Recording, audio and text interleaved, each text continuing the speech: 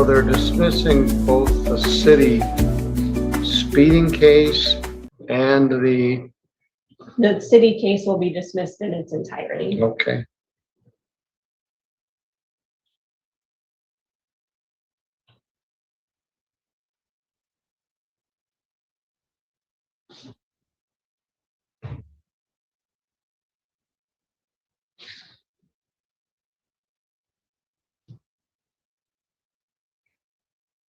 This is the defendant that claimed he had a valid Mexican license. We talked about that. And you resolved that? What's that? You've resolved that issue? I've discussed that that's not. Okay.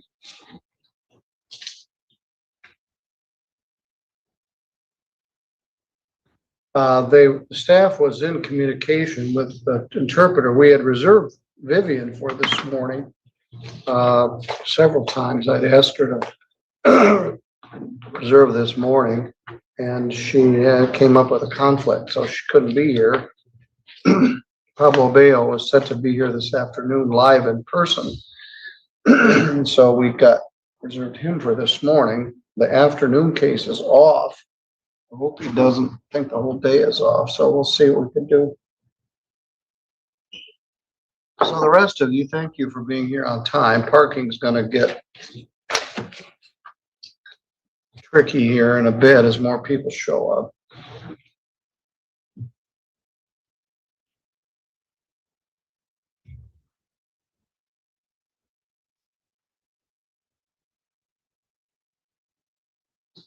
So we're in hurry up and wait mode.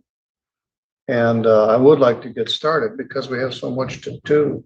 The hallway is packed. It's a Yes. crazy morning. As I said, we've got 70 cases. 70, please. No, 70 files, 75 files. about 75, please. 60 separate defendants, I think. Jenny, please help me so I can get started. Do you want me to sneak in and I can check with the clerks? No, they know what the deal is. We do have another interpreter case.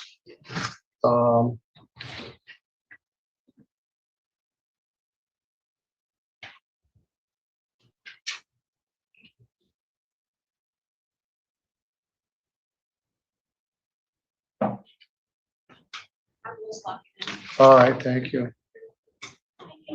Good morning. Narciso Hernandez. Good morning. Luke, is your Spanish-speaking client here? I checked maybe 10 minutes ago. Wasn't. Okay. I'll go check again. If we do, we can open up the client room, and Pablo's supposed to be here momentarily. So that one's gonna be set for last pretrial, Okay. but then I saw that she set for name this morning. Yeah, she has another charge. She and her sister stole TVs on 2 separate days from Walmart. Yours, Mr. Narciso is here. Laura, would you open the conference room? Very good. Thank you. I'm gonna use Pablo for a plea here in a minute, and then he'll be available for consult with your client.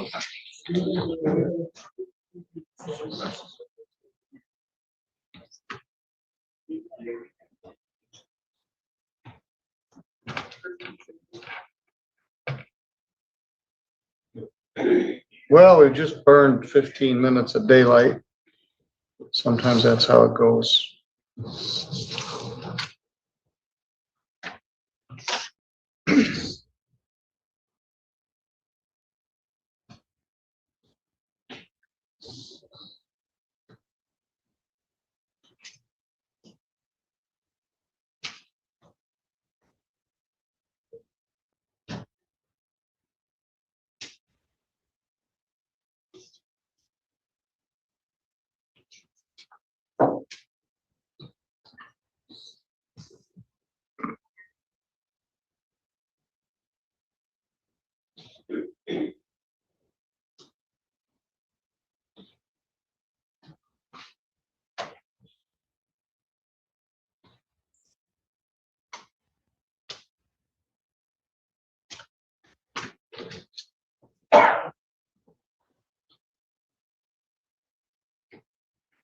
Plus, nobody brought in any cookies today.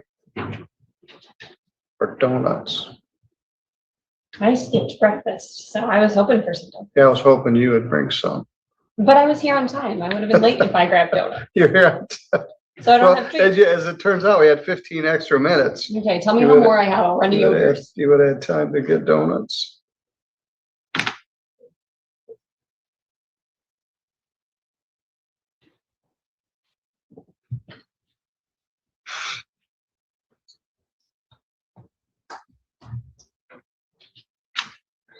Good morning, Mr. Gibson. Good morning. I'll go talk to the two, there's two in the back that I'm gonna go talk to the vice All right. next one.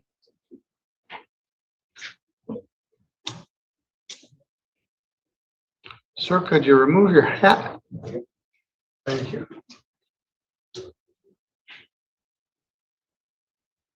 Ask everybody to take their hat off, take their gum out. We are in a courtroom.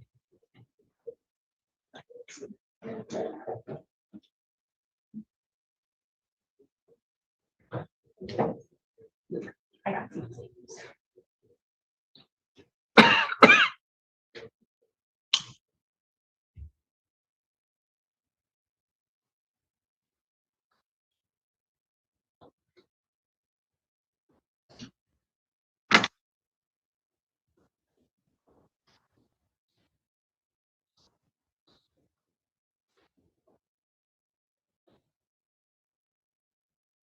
Casey, I appreciate your willingness to get started right on the dime, so I'm sorry that we're stalled out here. No problem.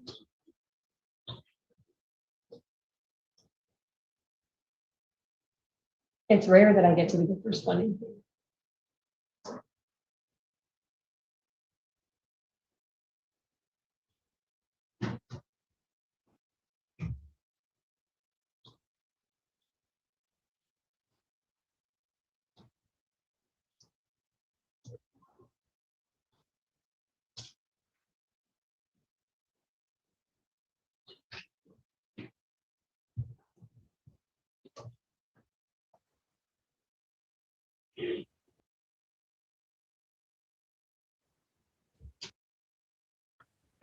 I'm ready. Ready, All Your Honor. right. Why don't you start your car? It's gonna be cold. We're gonna be here for a bit. Okay. Yeah. Yes.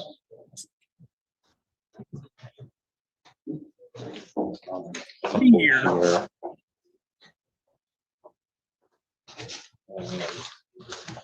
This is Mr. Hernandez. I believe. We gonna resolve those? No, no, this one jumps there. City and county cases, man. It's gonna happen. All right. We'll still put them in the Zoom room and explain what's going on. Yes. All right. All right, we are ready to begin. Everyone, thank you for your patience. We've been waiting for 21 minutes, but I think we're ready to go. Our first matter we're going to address is People versus Museo Gomez-Arias. El primer caso que vamos a tratar es el de Lucio Gómez Larios. Is that you, sir? Don't ask me. ¿Es usted, señor? Yes. The man on the screen is Pablo Bello. He is a certified court interpreter. El señor en la pantalla, el señor Pablo Bello es el intérprete certificado. And he's going to assist us this morning. Y él nos va a asistir esta mañana.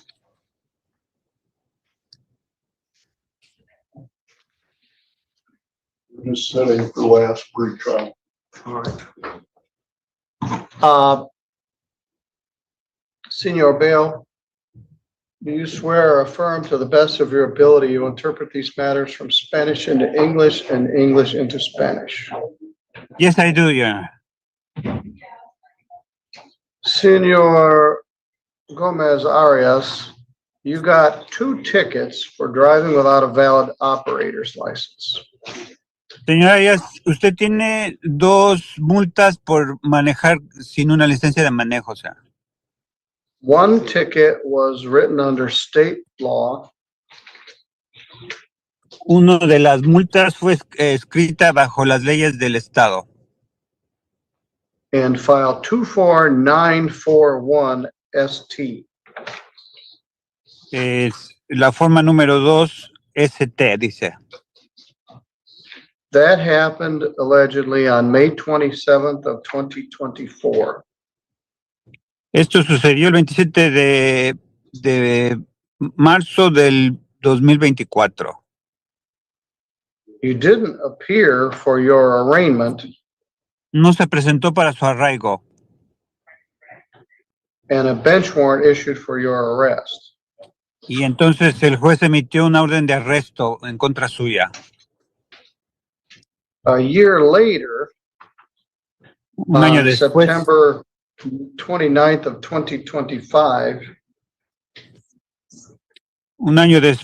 septiembre 25 del 2025, you got stopped again for driving without a valid license.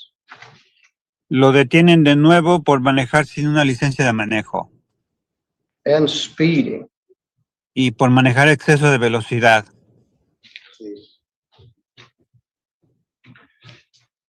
When you came to court on that case, ¿Usted vino al tribunal para ese caso? you got arrested on the bench warrant on the earlier case for not showing up for your arraignment. Lo arrestaron ese día porque no se presentó al arraigo que ya tenía. So one of these is from the city prosecutor and one is from the state prosecutor. Una es del el fiscal del estado y otra es del fiscal de la ciudad. The city prosecutor has agreed to dismiss their case El fiscal de la ciudad le va a retirar los cargos que le hizo. which is file number 252020OT. Ese caso es el 252020OT. That is the second driving suspended and the speeding case. Ese es el caso de que le suspendió la licencia y estaba usted manejando a exceso de velocidad.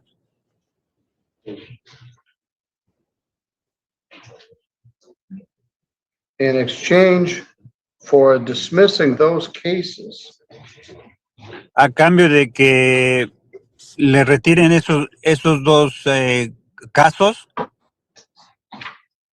you're going to plead guilty to the 2024 case of driving suspended or Se tiene driving usted- without a valid operator's license. se tiene que declarar usted culpable de que está usted manejando sin licencia de manejo en el 2024. In Michigan, driving without a valid operator's license is a misdemeanor. En Michigan, manejar sin una licencia de manejo es un delito menor.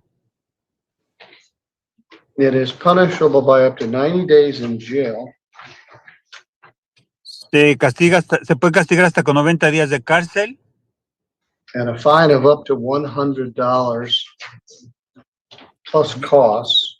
y una multa máxima de $100 más gastos del tribunal.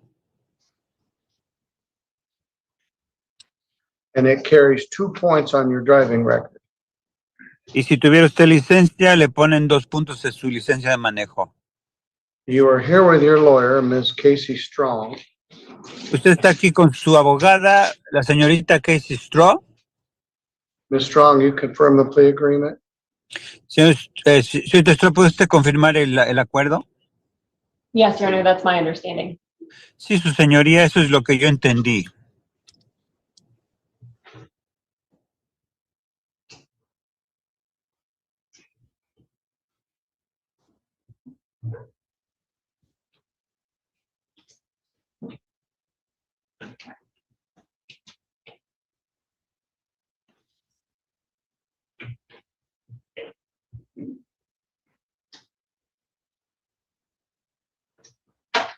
Senor Gomez-Arias, anybody promise you anything to get you to plead to this charge? Señor Gomez-Arias, ¿alguien le prometió algo a cambio de que usted se declara culpable de este cargo? Or threaten you to try to get you to plead? ¿O alguien lo amenazó para que usted se declarara culpable de este cargo? No. No. You understand that by pleading to this charge, you'll be giving up all of these rights that you've signed on this advice of rights form in Spanish. Usted entiende que si se declara usted culpable, usted está aceptando, está cediendo todos los derechos contenidos en ese documento, donde están todos sus derechos en escritos. Now, Yes. this is actually the first of the two cases. This is the one from 2024. Este es el primer caso de todos los casos que tiene, está fechado en el del 2024.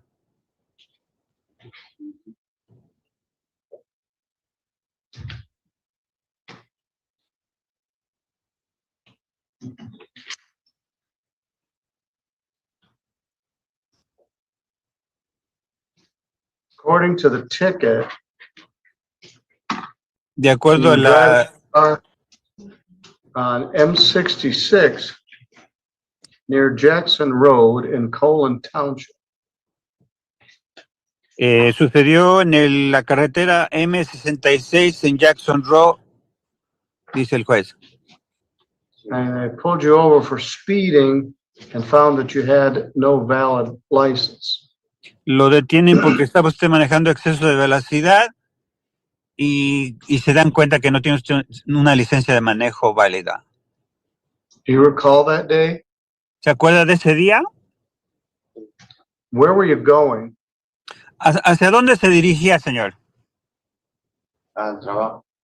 I was going to And work. where do you work? ¿Dónde trabaja? Hoy trabajo en construcción, pero nos vemos en otros lugares. ¿Cómo dice, señor? Me trabajo en un Keep your construcción voice up. Speak louder. y nos movemos en otros lugares. Cada vez que terminamos la casa, vamos a otras casas. ¿O en construcción? Sí, pues no tenemos un trabajo estable, pues nos movemos a otros lugares. I work in construction, fixing houses, and we move all over the place, depending where there is, where can we fix a house. Well, you got that ticket and then you never showed up for court. Bueno, le dieron esa multa y usted nunca se presentó en el tribunal. Until you got another ticket for the same thing, driving without a valid license. Hasta que le dieron otra multa por manejar sin licencia de manejo. Then you ended up spending a night in jail. Y se quedó una noche en la cárcel. Sí. At one Yes. point, you had tried to tell me, well, you did tell me that you had a valid Mexican driver's license. Y después me dice que tiene usted una licencia válida de México. Sí. But Yes. you don't live in Mexico. You've moved here to Michigan. Pero usted no vive en México, usted vive aquí en Michigan. And when you move to Michigan, you need to get a Michigan driver's license. Entonces, si está usted viviendo aquí en Michigan, tiene usted que tener una licencia del estado de Michigan. The problem is you can't get a Michigan driver's license because you don't have lawful residency status. El problema es de que usted no puede tener una licencia de manejo válida porque no tiene usted un estado legal aquí en los Estados Unidos. So you can't drive and I can't fix it. Entonces usted no puede manejar y yo no puedo ayudarlo a solucionar su problema. Do you understand? ¿Entendió? Sí. Yes. I saw they did have someone bring you here today. Yo vi que alguien lo trajo hoy aquí al tribunal. The fine for this offense is $100. La multa es de $100. There's a $50 minimum fee that goes to the state of Michigan. Otros $50 para el estado de Michigan. A $75 crime victim right fee. $75 para las víctimas de crímenes.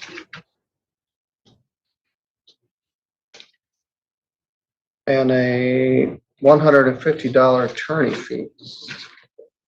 Y $150 para la abogada del tribunal. You did post $100 of bond, Usted puso una fianza de $100. so the total fine with attorney fee and costs is $375.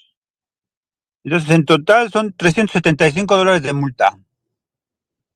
You posted $100 of bond, Pagó una fianza de $100. which will apply to your fine.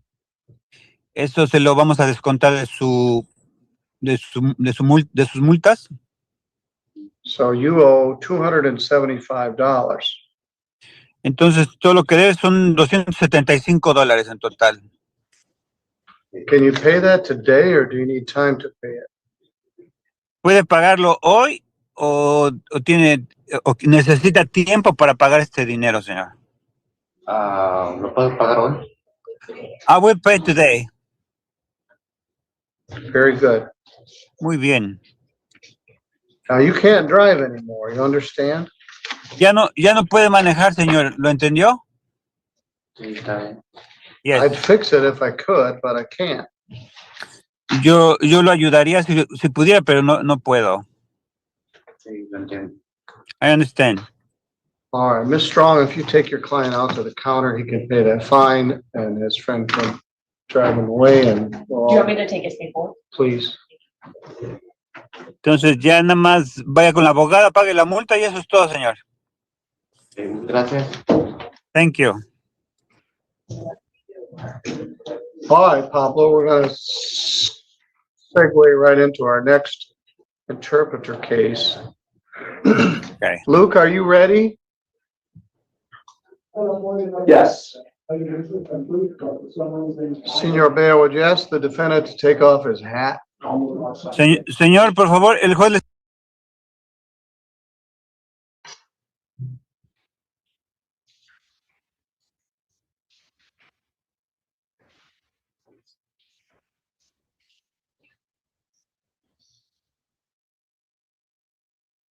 If you can't see that, it's Jocuns, Jocuns. All right, folks, thank you very much. Also joining us today via Zoom from the Gladwin County Jail is the defendant, Mr. James Kerr. Mr. Kerr, are you able to see and hear the court? Yes, I can see the courtroom.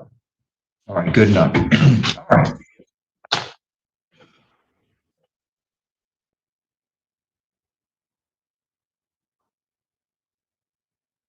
Here today for a alleged bond violation. And it looks like we had an initial show cause or arraignment back on January 30th. The court ordered that the defendant would be held without bond. There was a withdrawal of counsel, Barnett, who actually hadn't appeared on the case, I don't think, in a couple of years. And then we got Mr. Jocuns, who has now come on to help us today. Let me find the allegation here, just a moment.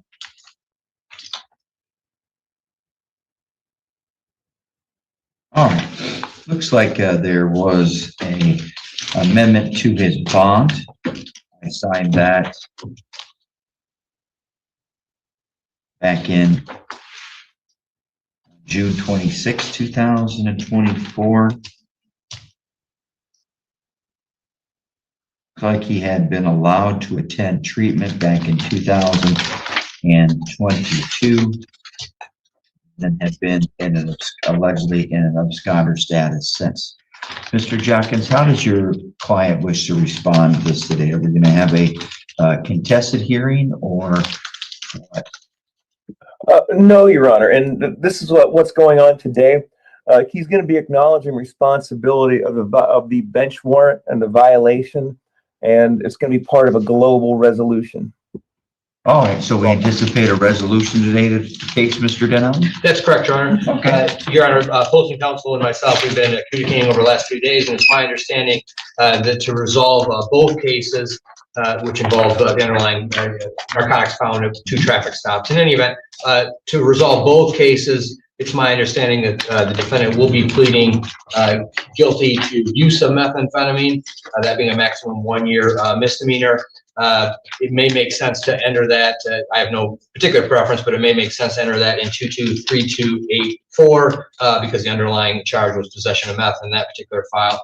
And then the other file would be dismissed. And as part of this global resolution, as opposing counsel has indicated, there will be an acknowledgement that he failed to return as required by the prior court order. All right. So I'm just going to make sure I've got that all correct. In file 3284, the defendant is charged with possession of meth as a third habitual felony offender. Both of those will be dismissed if the defendant enters a plea of guilty to the lesser charge of use, which is a misdemeanor. Okay? Yeah, that's correct. And then in addition to that, if that happens, then in file 3285, where the defendant has a charge of possession of an analog, operating while license suspended, operating a vehicle with an unlawful plate, as a third habitual offender, that will all be dismissed. That's correct. All right, Mr. Jockins, is that what you understand, sir, today as well? That's an accurate statement, Your Honor. All right, Mr. Kerr, have you heard what the attorneys have described to me as the resolution today? Yes, Your Honor. All right, and is that how you wish to resolve today's case or cases? Yes, Your Honor. Please raise your right hand. Do you swear or affirm that the information and testimony that you're about to provide shall be the truth, the whole truth, and nothing but the truth, sir? Yes, Your Honor. You may lower your hand. All right, well, these cases came about a few years ago. We're going to talk about the charges and the pretrial agreement in just a moment. Mr. Kerr, however, we need to go back over and talk about the bond violation allegation. Other than the terms of the pretrial agreement, which we've discussed today already on the record, have there been any other promises, threats, or inducements to get you to plead, or I'm sorry, admit responsibility to violating the bond conditions? No, Your Honor. No, Your Honor. Oh, okay. Hold on, because you looked a little inquisitive there. I'm going to make sure I say it loudly enough so you can hear me. I Okay. understand that you're on a laptop.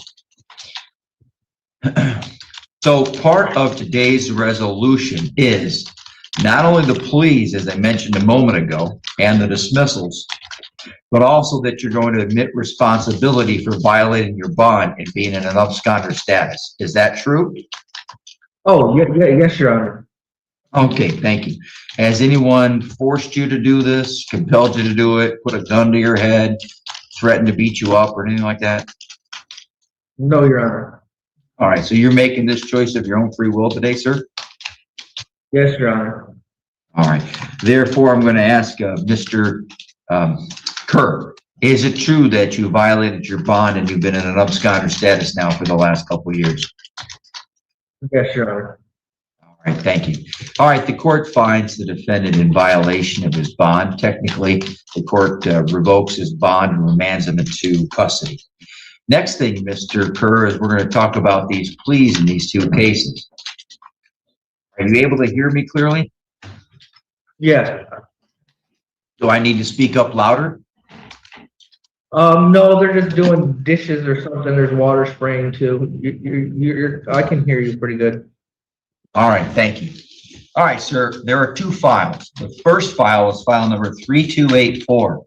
In that case, you are charged with a single count of possession of methamphetamine. Now, that initially is a felony punishable by up to 10 years and or up to $15,000. Plus, there's a sentencing enhancement called a third habitual felony offender. And what that means is if you were convicted with that on the charge sheet, within the discretion of the court, that maximum punishment could be increased from up to 10 years to up to 20 years, and from up to $15,000 to up to $30,000. However, all of that will be dismissed today if you enter a plea of guilty to an added count 2.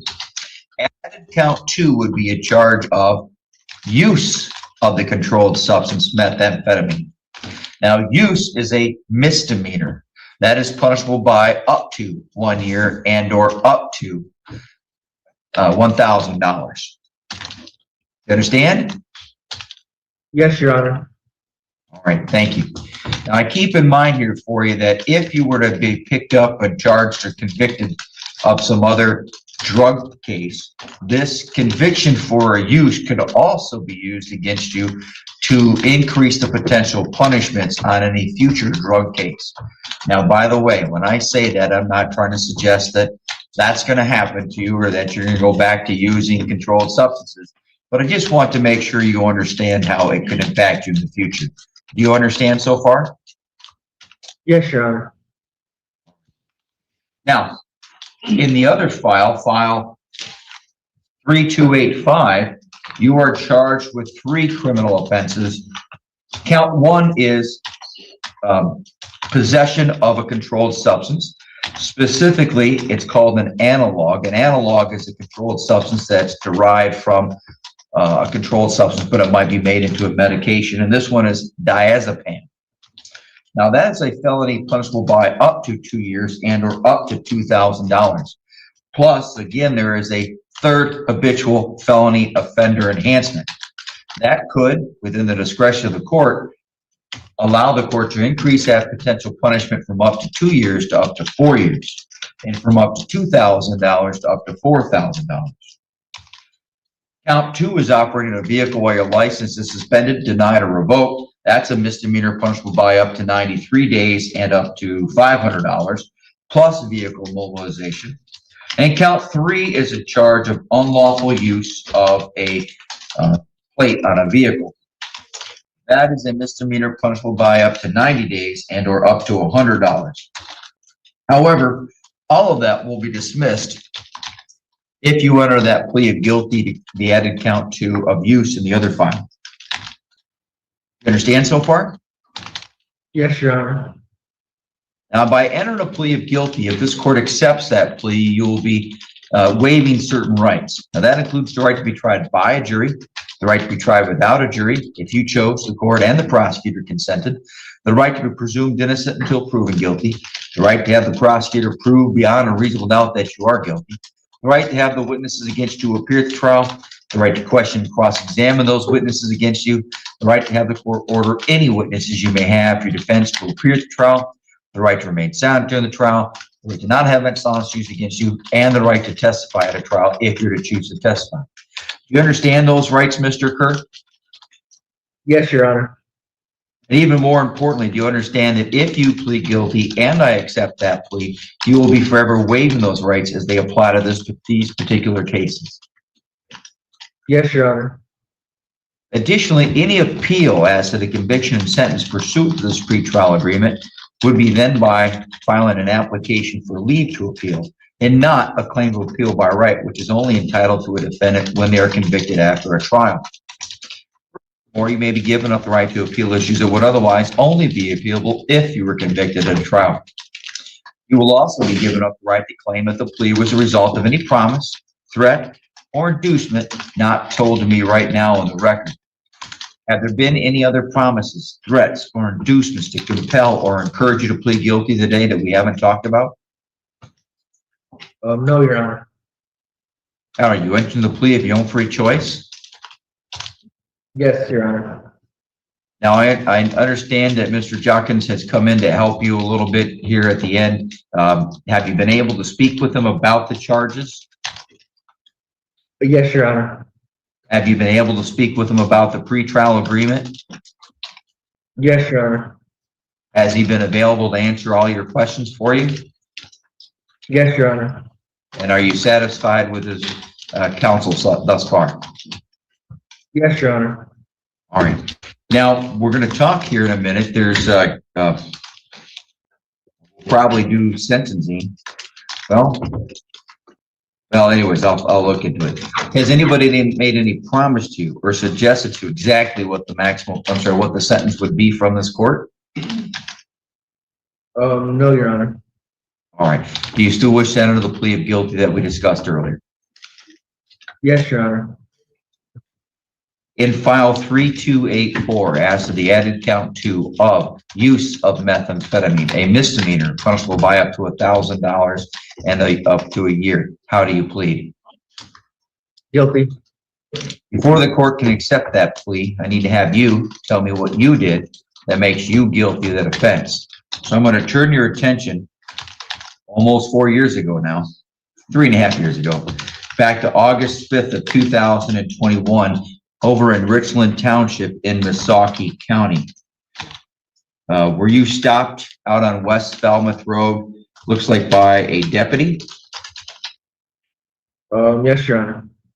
All right, and were you driving a car? Were you a passenger in a car? I was driving. All right, and when that officer was there, did they find some methamphetamine on your person or within your area of control? Yes, Your Honor. Tell me where it was. It was like right. I was using it. It was on my lap. Okay, and so when you said you were using it, how were you using it? Smoking it.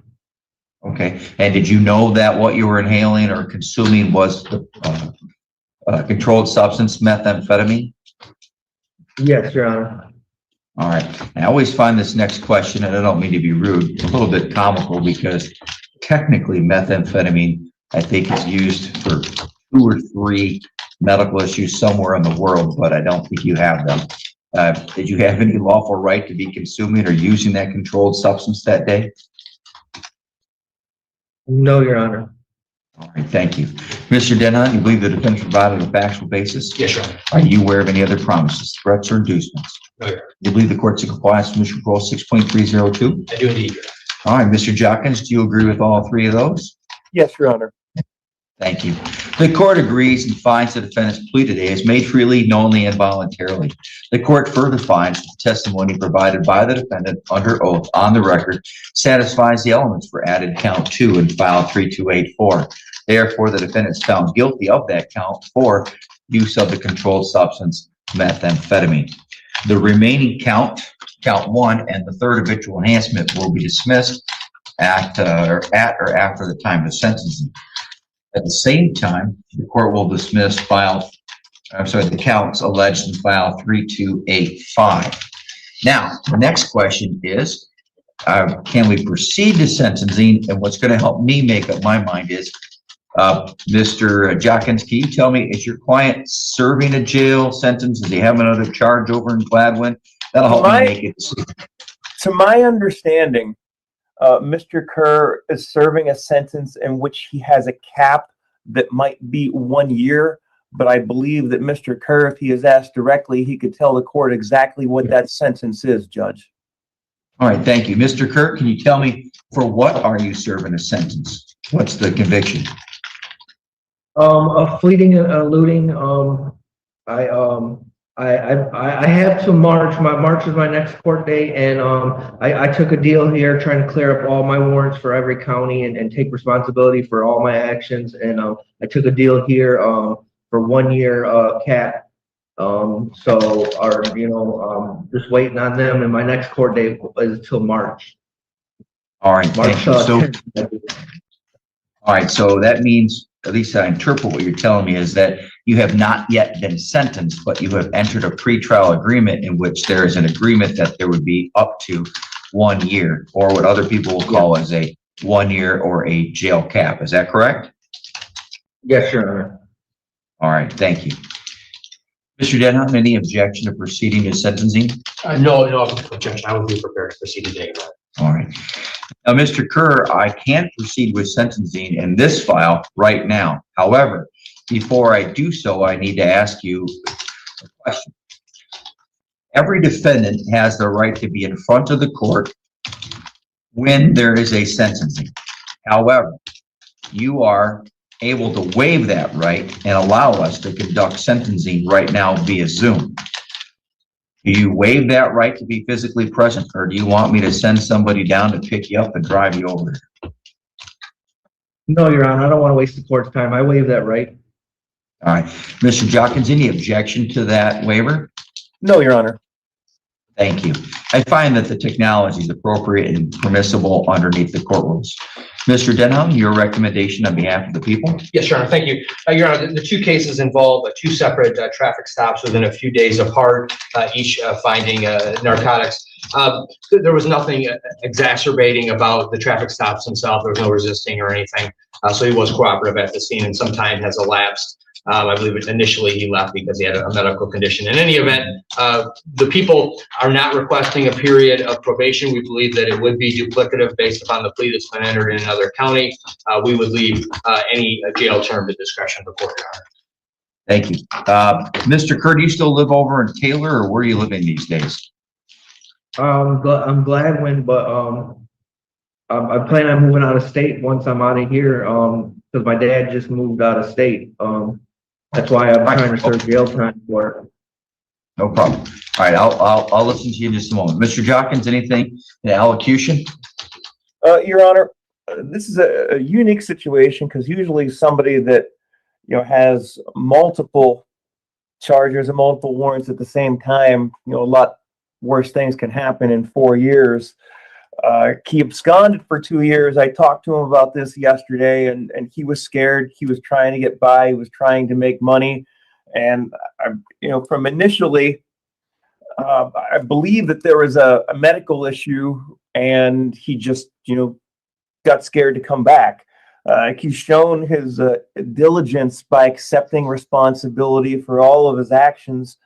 And I'm requesting if the court would consider a nominal sentence, maybe a credit for the time that he's already been served, as he's going to be serving about another 10 months or so in the Gwin County Jail. Thank you, Mr. Jockins. Mr. Kerr, before the court issues a sentence, you have the right to be heard. Is there anything else you wish to say today, sir? I would just like to say I accept responsibility for not coming back. I had spinal fusion. I'm even Gladwin's got me going to do a brain scan, so I got a lot of medical issues, and I'm trying to push through it and accept responsibility for my actions and my actions alone. And thank you, Your Honor. Thank you. Court recognizes initially today that, hold on.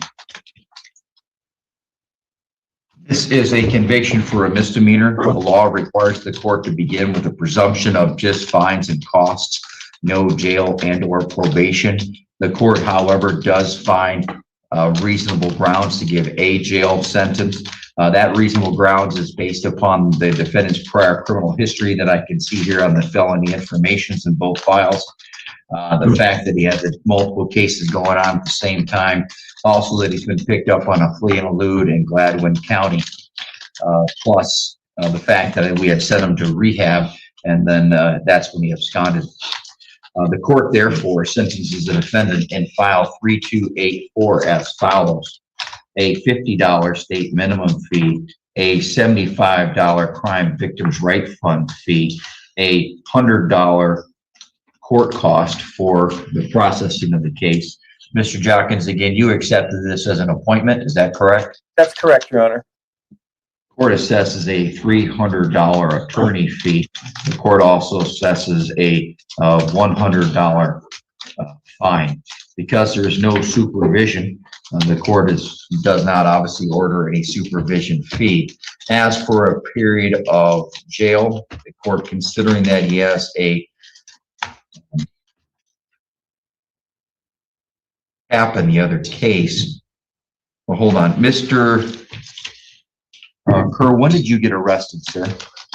Or, when did you get arrested? In Gladwin? Yes, sir. It was 2024, an old fleeting and eluding warrant. Yeah, but when did you get arrested? How long have you been in jail is my question. Beginning of it was December 27th. Hold on just a moment. Let me take a look here. It was like the beginning, or I've been here for, I don't even know what today is. I've been here about a month, I'd say. All right, 1 second. All right.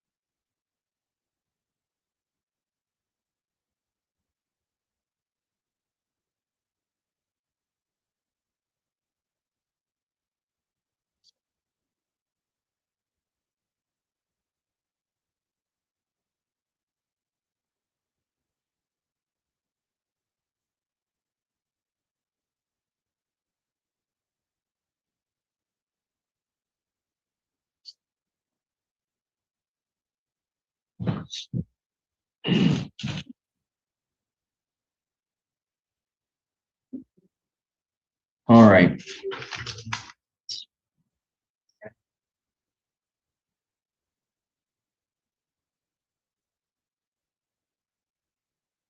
The court sentences the defendant to a jail term that will run concurrent to whatever other sentence he is currently serving or about to be served. I'm sorry, ordered by the other court. That is, again, of course, if the other court complies, it's up to the judicial discretion of that judge. But the court sentences the defendant to 150 days, and so far, I am counting 26 days of credit. For the record, in case it ever comes up, I see that in this original file, 3284, the defendant was arrested on January 29th of 2022. The court allowed that he be released on February 17th of 2022. Therefore, in that year, he had 19 days, and thus far, because I conducted the arraignment on the 30th of January and up to today, that's an additional week. Therefore, that gives the defendant the 26 days. Now with good time, and I'm not, hold on, for good time, 1 second.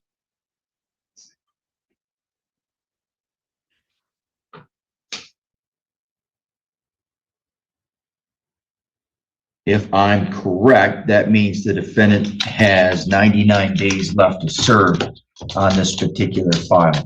It is the intent of this court to sentence you in a way that allows you to serve them concurrently and get out at the same time, or at least this hopefully shouldn't block you getting out. I don't know if that makes sense, but it does to me. Mr. Jockins, do you have any questions about the sentence here of the court? No, I do not, but I would like to give my email address to the court clerk so I could get a judgment of sentence, if that's okay, Your Honor. Yeah, go right ahead, sir. It is my first name, Bernard, B-E-R-N-A-R-D, at my last name, which is J as in Juliet, O as in Oscar, C as in Charlie, U as in uniform, N as in November, S as in Sierra.com. A prior service? Yes, Your Honor. All right. US So I'm a retired lieutenant colonel. All right. Anything further today, Mr. Denham, on behalf of the people? No, Your Honor. Mr. Kerr, do you have any questions about the sentence today? Will I get like paperwork mailed on how much I owe? Yes, sir. All right, thank you, Your Honor. No more questions. All right. Thank you. We're adjourned. Thank you, Your Honor. Thank you, folks.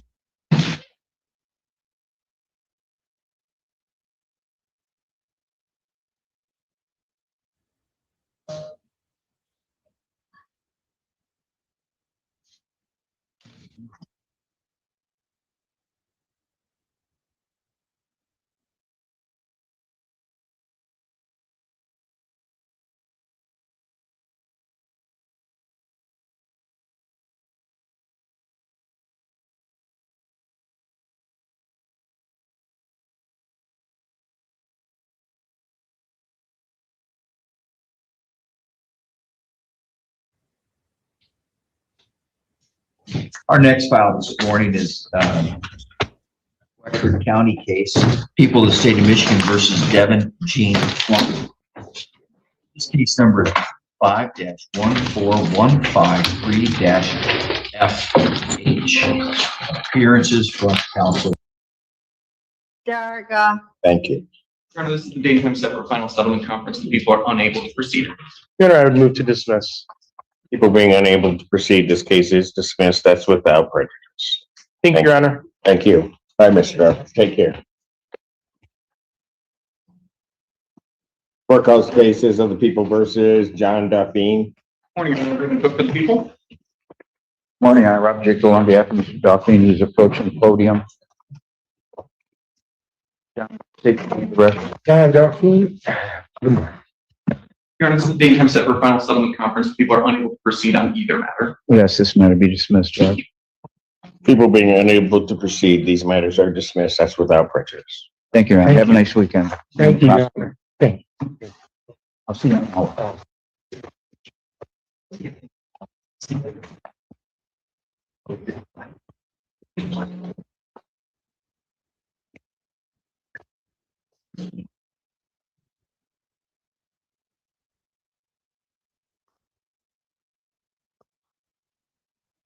Court calls case people versus Shakara Griffin. Your Honor, Raymond Cook for the people. Oh, these are PD cases. Griffin? I just saw Mr. Bird. I don't know where. Oh, that was Bird's case? Yeah. You're sitting down there all morning and I call your case and you're not there. Sorry, Your Honor. No, you're not. Apologize. Yep. Brandon Bird on behalf of Kyra Griffin. Ms. Griffin, can you please state your full name for the record? Chicago Griffin. Your Honor, this is the date and time set for final settlement conference. At this time, people are unable to proceed. Respectfully request dismissal, Your Honor. People being unable to proceed, this case is dismissed. That's without prejudice. And you, the Honorable Court, have a great Friday. You do the same, sir. Court calls case people versus Edgar Castellanos. Morning, Your Honor. Raymond Cook for the people. Good morning, Your Honor. Julian Put on behalf of the defendant, Edgar Castellanos. Please state your name. Edgar Castellanos. Your Honor, this is the date and time set for final settlement conference. At this time, people are unable to proceed. And we move for dismissal. People being unable to proceed, this case is dismissed. That's without prejudice. Thank you, Your Honor. Thanks, sir. Court does call the case people versus Mackenzie Nyquist. And said on behalf of the people, Your Honor.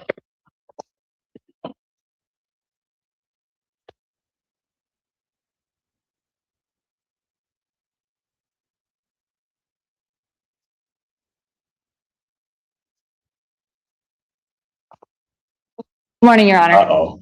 This is gonna be long, I bet. You're on a roll. We're not.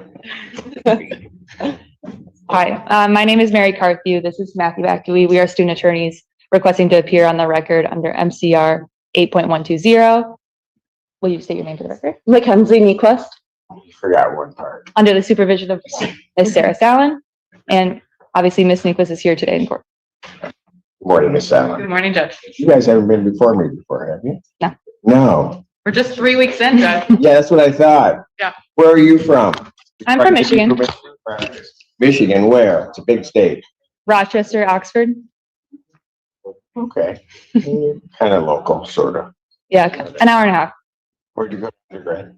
I went to Michigan State. She's doing good with Rochester.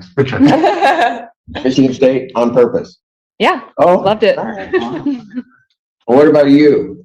Where? Wisconsin. Great. Where'd you go to undergrad? Marquette University in Milwaukee. Okay, you went to Marquette, so you're good. Okay. Here. All right, I guess I'll give you permission to practice. Thank you, Your Honor. You're welcome. Can we approach before we do the plea? Sure.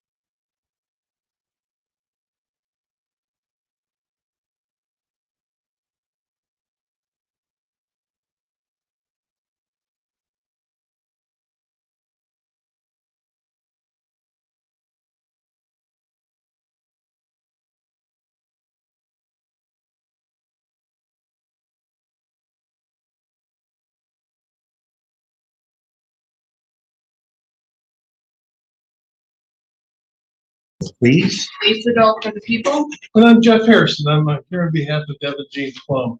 All right, thank you. Ms. Plum joins us this morning from Wexford County Jail via Zoom. Ms. Plum, are you able to see and hear before today? Yes, I am, Your Honor.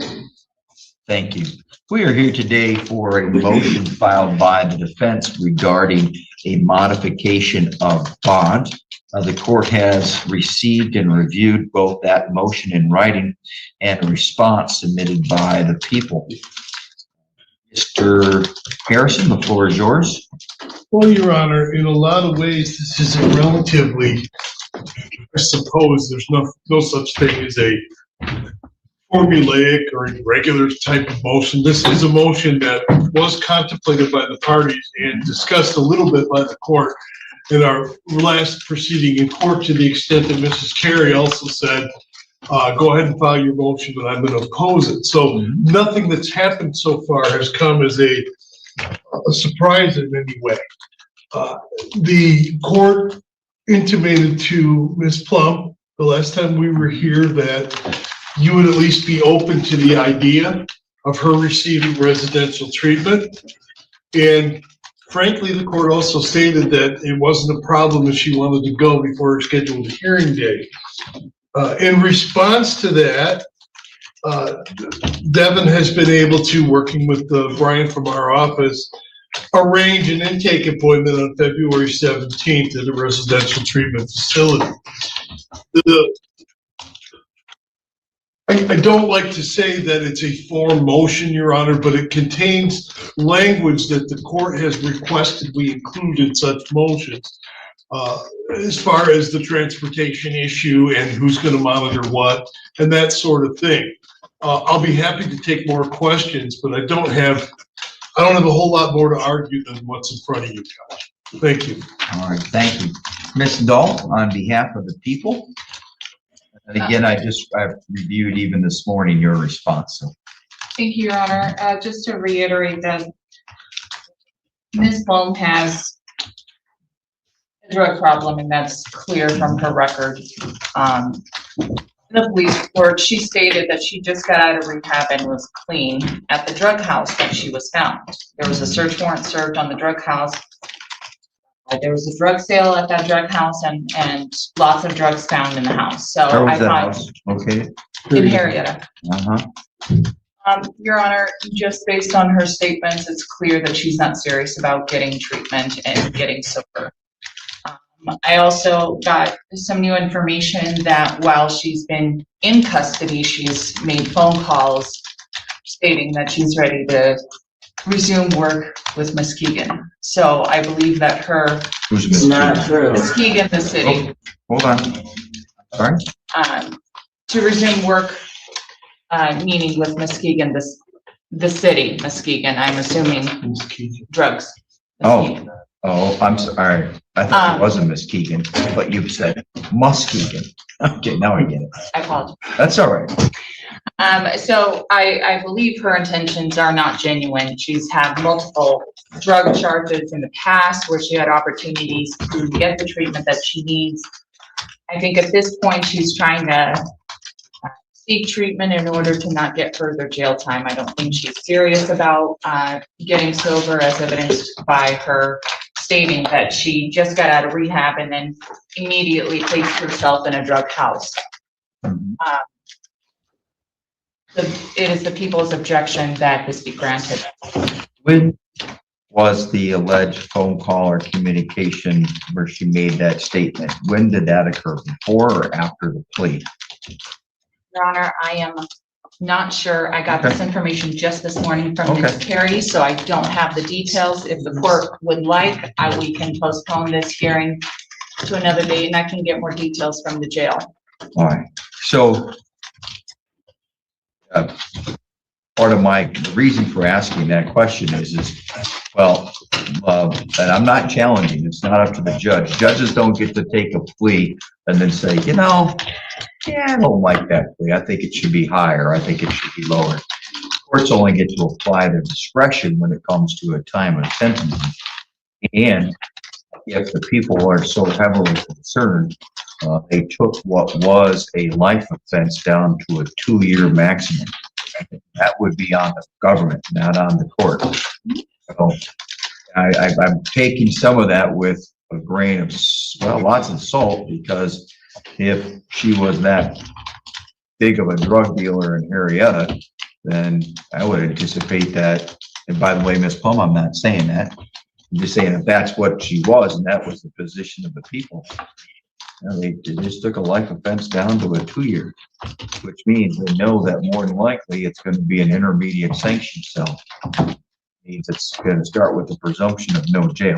But okay, Mr. Harrison. I'm kind of taken aback by the prosecutor's stance in this matter. Assuming that the prosecutor is not a professional drug and alcohol counselor, someone who has already pre-screened her and said she's eligible and is a good candidate for the program. Not to mention, we also have a social worker who is a trained person as far as evaluating people with drug and alcohol dependency issues. And he's determined that she's an appropriate candidate for this situation. This would not be the first person in the history of mankind that had to go back to rehab. It happens. Unfortunately, it happens. And it happens because for a lot of the same reasons that Ms. Plum was trying to extricate herself from when this occurred. We all know whose house? It's Robin and Jeff Plum's house. It's a very notorious location. I'm well aware of that. She was not living there full time. In fact, she had returned there to retrieve some more of her belongings on that day when TNT paid them a visit. I think the majority of her issue is she gets out of rehab, she gets out of prison, she does have a determination to start a new life, but the only life she knows revolves around the methamphetamine use and trade.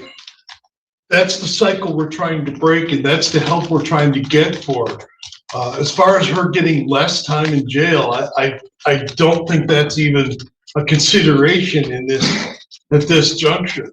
Devin has told me repeatedly that she wants to go to rehab, whether the court sends her or not.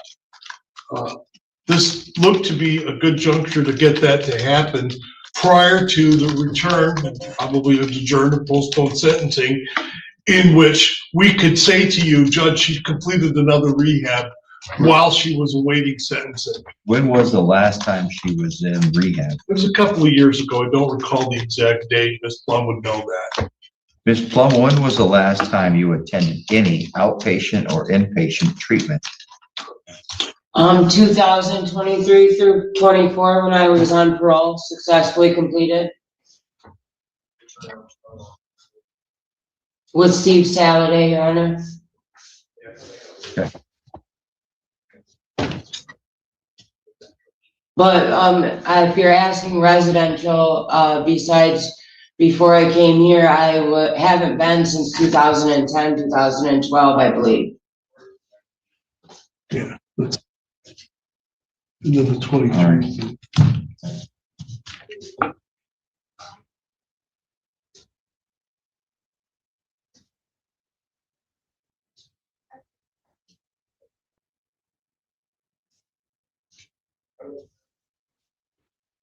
All right. Well, when is sentencing scheduled for? Do we have a date, man? Yeah, we do, Your Honor. Let me 23rd of February? Yes. All right. Do we have a PSI already? Sometimes we get them done quickly. We do not. Oh, okay, thank you. All right. Well,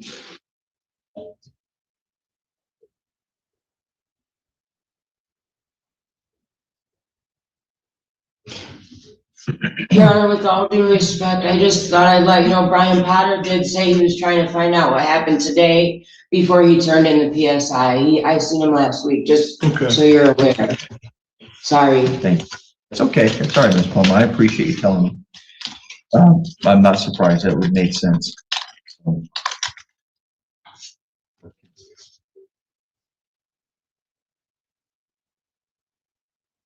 Well, I'm tempted here to make further comments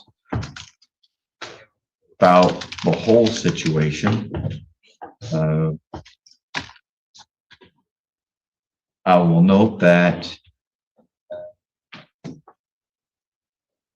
in my position, having been on both sides of the courtroom floor out there and having been up here now for over 5 years, that house, that location is well known. I know we had a case last year involving her father, and I don't hold that against her, but it does involve the same location, which even Mr. Harrison acknowledged. And I don't hold that against her. She's not responsible for the sins of the father, but the point here is she's been in this lifestyle, this world for a long time. And I also want to give credit. I also want to give as much help as I can when people are dealing with controlled substances. Now, I'm also very sensitive as a judge. I know that there was an appeal in that case and there was a court ruling. And what often is disappointing is the appellate courts don't always, or the attorneys for those cases don't always explore the full facts of the case. And by the way, Ms. Plum, do you know what I'm talking about, ma'am? Yes, I do. In that case, I stopped the trial, sent the jury out, and we had this conversation. What didn't get found out and put in the appellate record was we had a conversation in chambers where the attorney was warned, don't go down that road. And sure enough, that's what he chose to do. So when I say we all know what's going to happen, it was because we'd all talked about it in chambers. So I don't hold any of that against you either. So that's what I'm trying to be really sensitive to. None of that has any impact on my decision in here. And again, the sins of the mother and the father don't go over to the child. But I'm really concerned about you. I think you're in this world. Yes, obviously you are. Think you have a drug problem? Clearly you do. Do I want to see you stop it? Yes. Not only for you, but the community. I think that drugs are the largest criminal problem we have in our county. I can tell you that it's not me being biased. I can tell you that's just statistics. So, but at the same time, I have the chance to send you to rehab and to give you the keys to the prison cell. Which means, because if I send you to this rehab program, which I'm going to do, and you flee, abscond, fail the program, then you'll only have yourself to blame. Does that make sense? Yes, it does, Your Honor. The court will grant the motion to modify the defendant's bond. And go back here and take a look at the language again for the court clerk. Your Honor, may I say one more thing? Yes, ma'am, of course. I don't know if you're aware, but my mom did pass away in the beginning of December. Oh. So. I'm sorry, I did not know that. I assumed the court was aware of that. Yeah. Robin Plum passed away from an accidental intoxication of fentanyl. Overdose. See, Devin, But I'm gonna that's. use that, oh, go ahead. No, I was gonna say, Devin, that's why I say drugs are not victimless crimes. They spill onto other people, they spill onto children. And,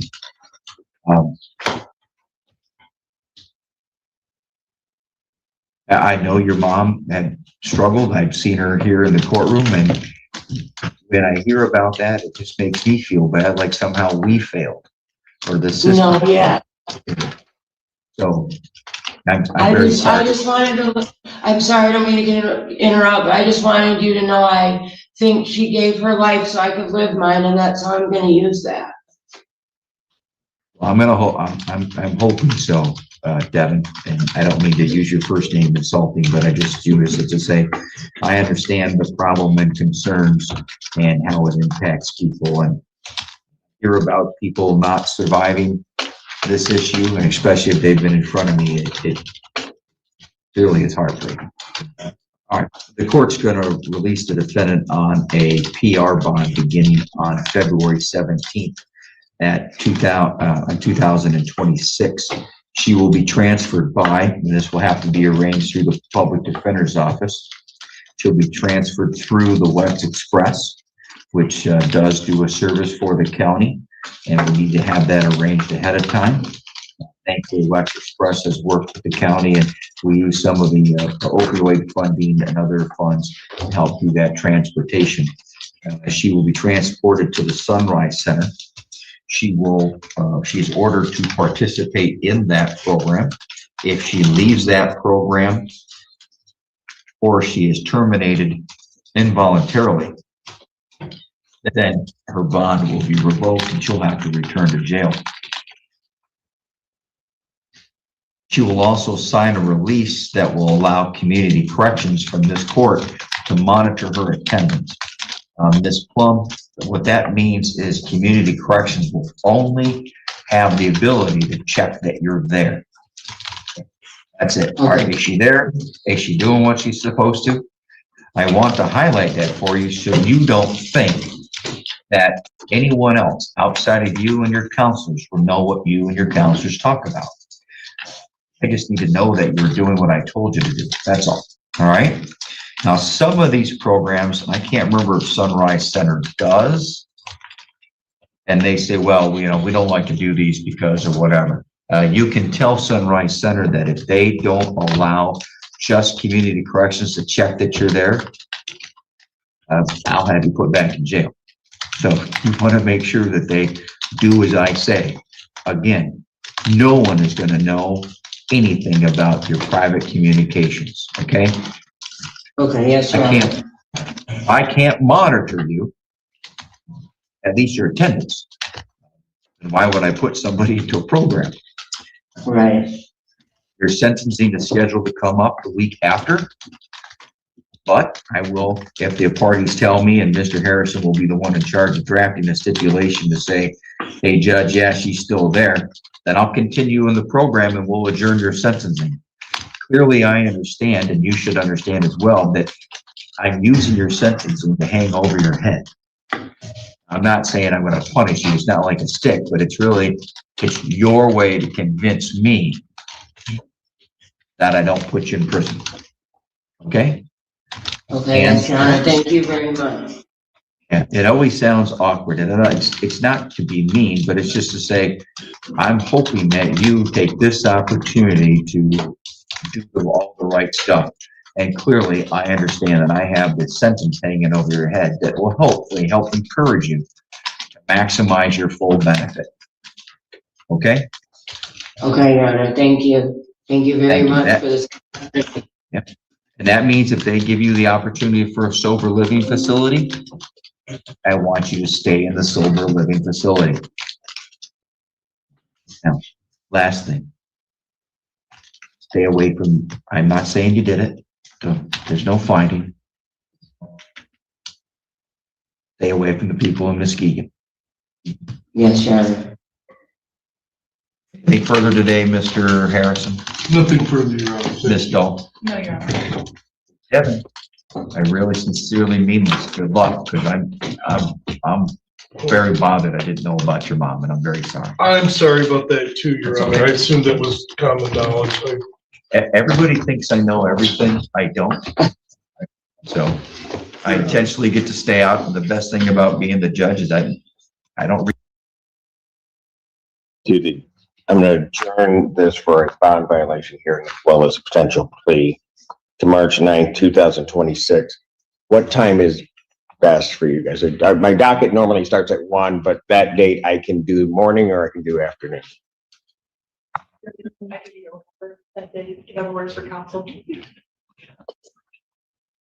We have class on that day, so let me just. Class. We don't have Round class. You don't need class. You're here. This is like a big giant class. Wonderful. Too. What? I said, and they've been wonderful. They have? It doesn't matter. Morning. Let's get to the morning, Your Honor, please. They've been wonderful. They You don't have. have to say that. I'm gonna keep No, saying. you don't have to say that. All right. Why don't I set it at 10 a.m.? That'd be great. Thank you. Right? Thank you. Thank you. Thank you. Thank you. Bond will continue with its conditions.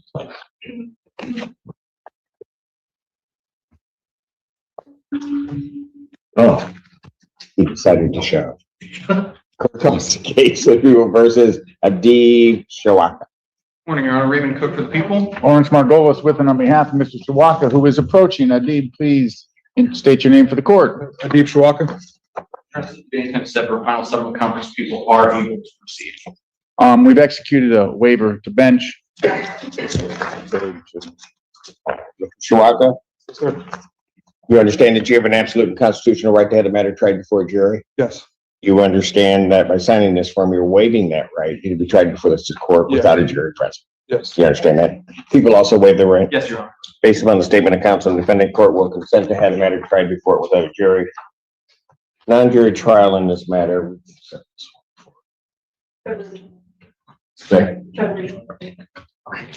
February 25th, 2026 at 9. That's in person. All right. Thank you, Judge. Thank you. Good weekend. You do the same. Court calls the case people versus, is it Zeke Church? Morning, Your Honor. Raymond Cook for the people. Your Honor, Vincent Hayes on behalf of Mr. Church. Your Honor, can we approach just briefly on this? I don't have Mr. Church present. I can explain why. I'd rather do it at the bench if I could. Thank you.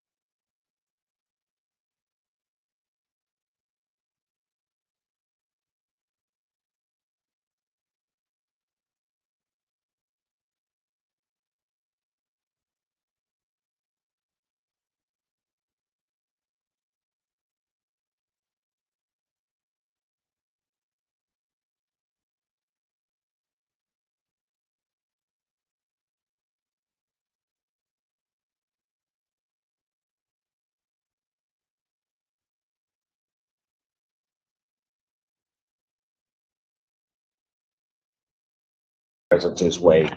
Thank you very much, Your Honor.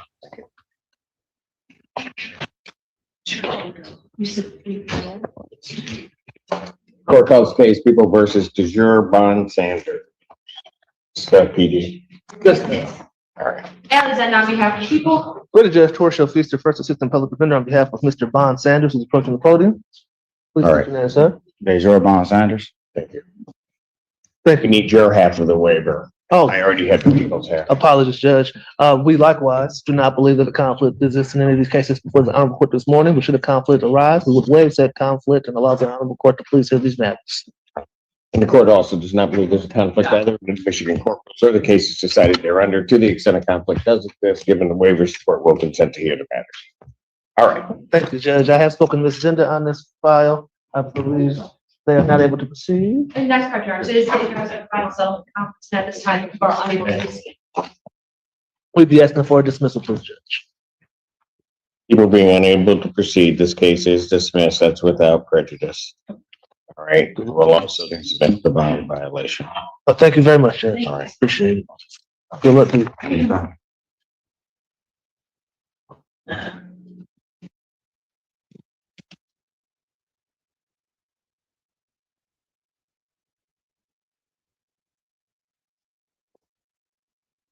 Court calls case people versus Marcus Stewart. Raymond Cook for the people. Morning, Your Honor, Tia Brock on behalf of Mr. Stewart, who is approaching to my right. Mr. Stewart, please state your full name for the record. Marcus Stewart. Thank you. And this is a date and time set for final settlement conference. At this time, the people are unable to proceed. With that representation, Your Honor, we would move for dismissal. People being unable to proceed, this case is dismissed. That is without prejudice. Thank you. Have a nice weekend, Judge. You do the same.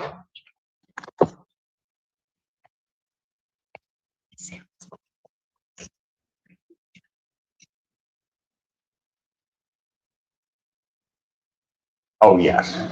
Yes.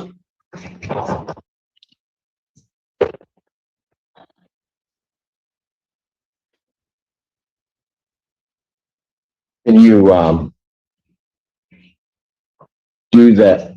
Okay, you're letting council know that we're doing that. Okay, great. Okay. Court calls the case, People versus Wesley. Ready again, Judge Portia, please, the public defender, on behalf of Mr. Brand, who's approaching the podium. Judge. Wesley Brand.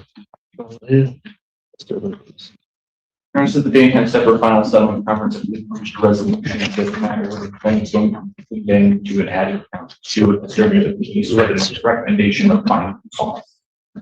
That is accurate, Judge. I am tendering the signed paperwork, the advice of rights and plea sheet to the court, Your Honor.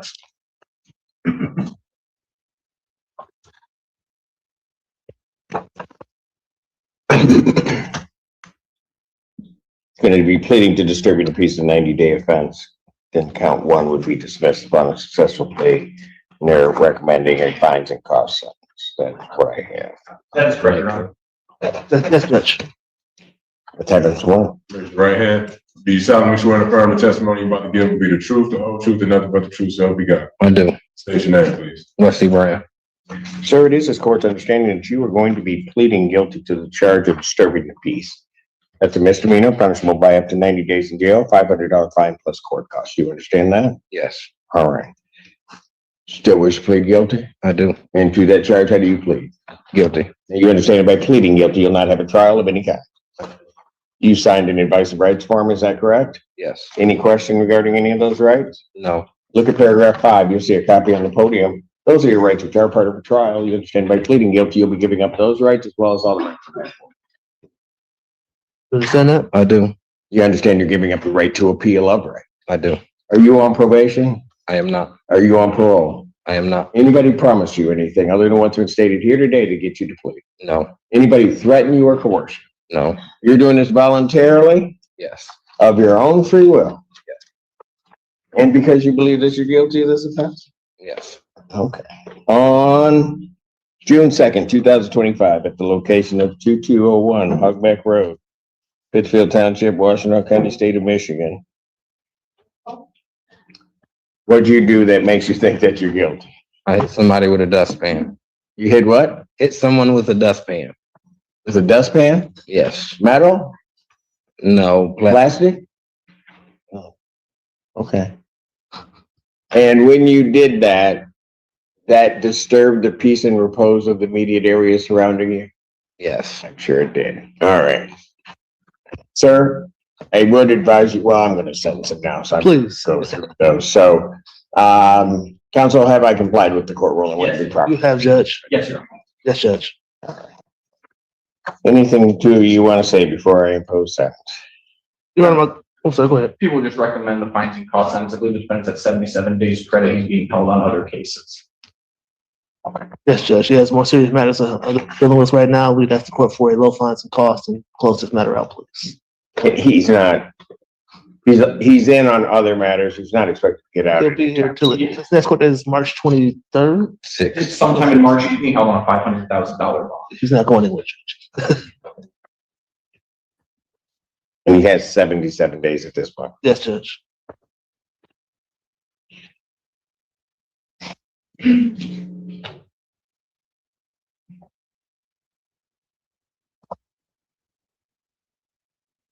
Fines and costs is state minimums of $125. 77 days, Washington County Jail, credit 77, sir. Thank you, sir. Thank you. Okay. Thank you, Judge. Thank you.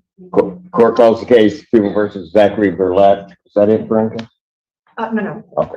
Good morning, Your Honor. Raymond Cook for the people. Portia, please, assistant public defender on behalf of Mr. Burlett. Mr. Burlett, please state your name at the podium. Zachary Burlett. Your Honor, this is date and time set for final settlement conference. The people are unable to proceed. Based on that, Judge, we'd be asking for dismissal. People being unable to proceed, this case is dismissed. That's without. Thank you, Judge. Thank you. Good luck to you, man.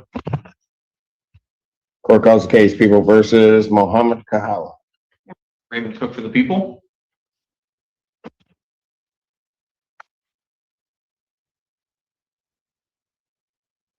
Sir, Mohammed Kala. Ready, Judge Torshel Feaster, assistant public defender on behalf of Mr. Muhammad Kahala. Kahala. Kahala. Yes, sir. Thank you. Just like it's spelled. You know, I struggle. Kahala. Yeah. Sorry, Judge. Your Honor, this is the date and time set for final settlement conference. At this time, the people are unable to proceed. We'd be requesting a dismissal, Your Honor. People being unable to proceed, this case is dismissed. That is without prejudice. Thank you, sir. Thank you, sir.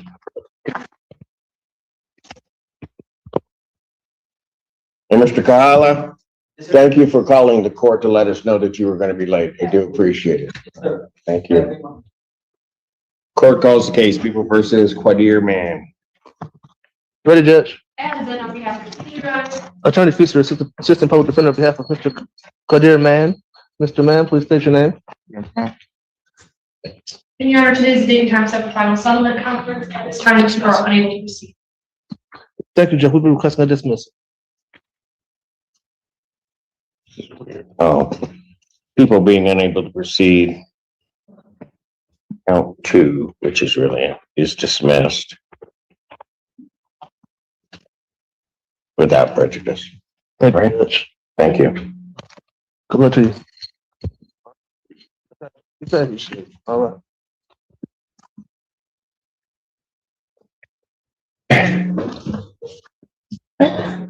He did nothing. He thinks I did. No, he did nothing. And he's like shaking.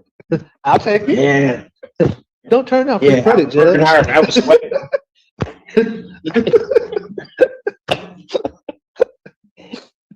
Yeah, you gotta take those because you get blamed for stuff you Well, do. yeah, gotta take it. Court calls the case, People versus Justin Lang.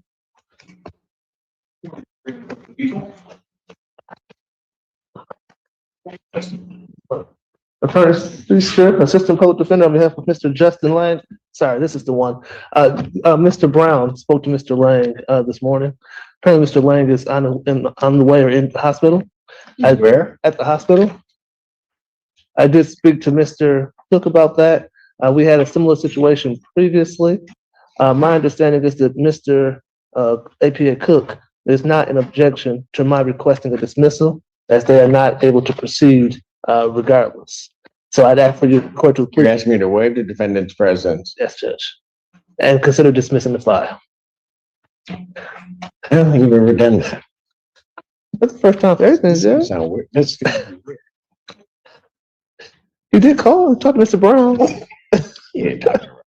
That's what Ron Is said. that correct, Mr. Cook? As far as the people being unable to proceed, that's correct, and I would leave it to the court's discretion whether the court wants to grant the defendant's motion. I'll waive the defendant's presence. And you're requesting a dismissal. Please, Judge. People being unable to proceed, this case is dismissed. Thank you so much, Judge.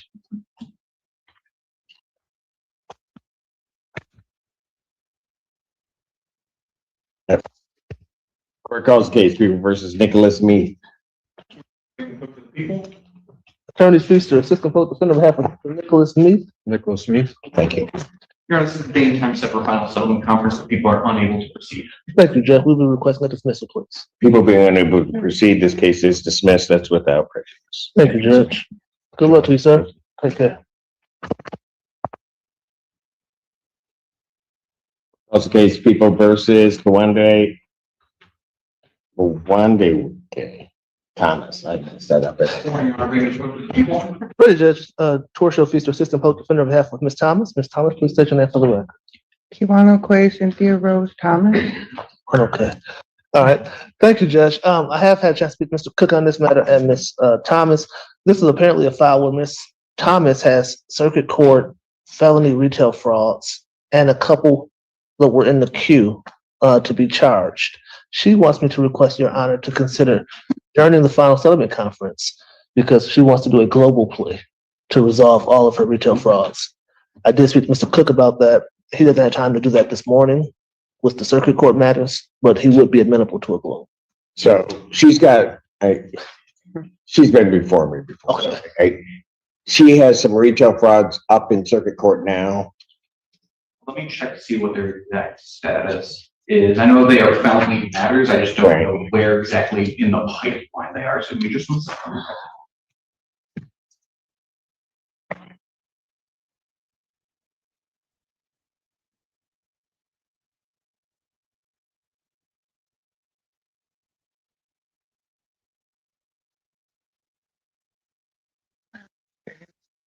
There's nothing to say right now. Believe they're still at the PCC and exam stage. I don't think they're yet. That might be right. Okay.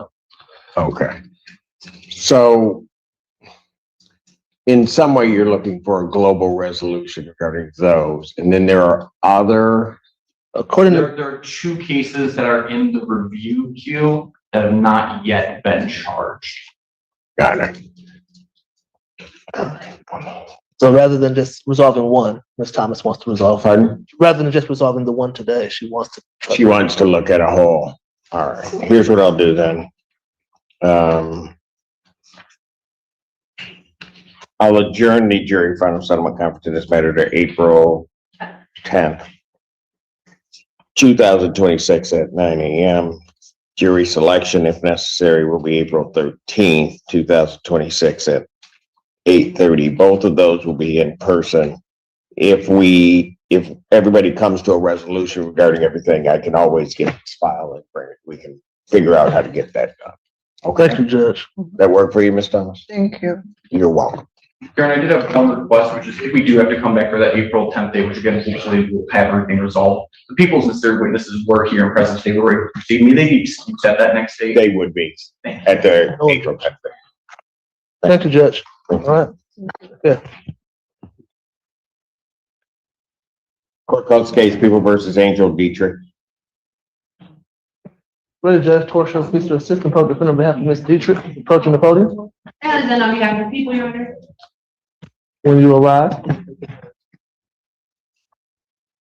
Angel Dietrich. Thank you. And Your Honor, today is the day we have a final settlement conference. At this time, people are unable to proceed. Thank you, Judge. Based on that, we requesting a dismissal, please. People being unable to proceed, this case is dismissed. That is without prejudice. Thank you. Good luck, ma'am. Good luck to you. Thank you. All right. Court does call the case of the People versus Emilio Vasquez Oriana. I was trying to get the L's and I was trying to get the Y. Ready, Judge. And then on behalf of the people, Your Honor. Torshov, please to assistant public defender on behalf of Mr. Vasquez Oriana. Thank you. And Your Honor, today is the day we have a final settlement conference. At this time, people are unable to proceed. Thank you, Judge. Based on that, we'll be requesting a dismissal. People being unable to proceed, this case is dismissed. That is without prejudice. Appreciate it. Have a great one. Thank you. We're taking all those. I don't get this much credit. He's done nothing. I love this. Court calls the case People versus Michael Taylor. Ready, Judge. And then on behalf of the people. Assistant public defender Torshov on behalf of Mr. Michael Taylor, who apparently is not present. Michael Taylor. We don't have a message from him at all. Okay. For the record, Judge, I will request an adjournment, but I do not know where Mr. Taylor is. Bench warrant will issue for defendant's failure to appear. Michael Taylor? Yeah. For defendant's failure to appear, bond will be set in the amount of $25,000. I'll give a 10% privilege on that. That warrant will issue immediately. Thank you, Judge. Thank you.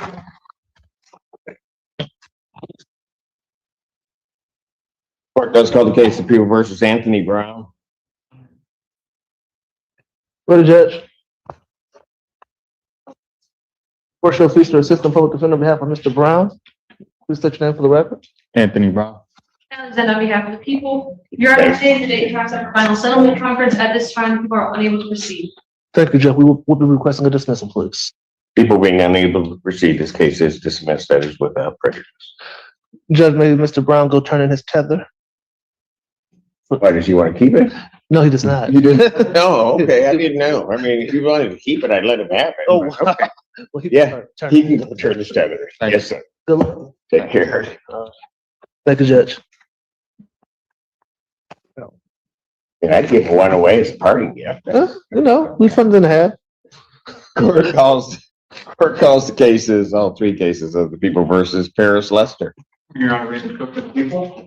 Conrad Fuller on behalf of District Township. Attorney Feaster, assistant public defender on behalf of, but not with Mr. Paris Lester, Your Honor. Your Honor, we did reach out to Mr. Lester, and I have spoken to both prosecutors on their file. We did have a proposed resolution, but Mr. Lester is not present. For the record, I will request an adjournment, but I do not know what Mr. Lester is. Sheriff Lester? No response. Bench warrants will issue in each of these matters. Bond in each case will be set to amount of $25,000. I'll give a 10% privilege. Those warrants will issue immediately. Thank you, Judge.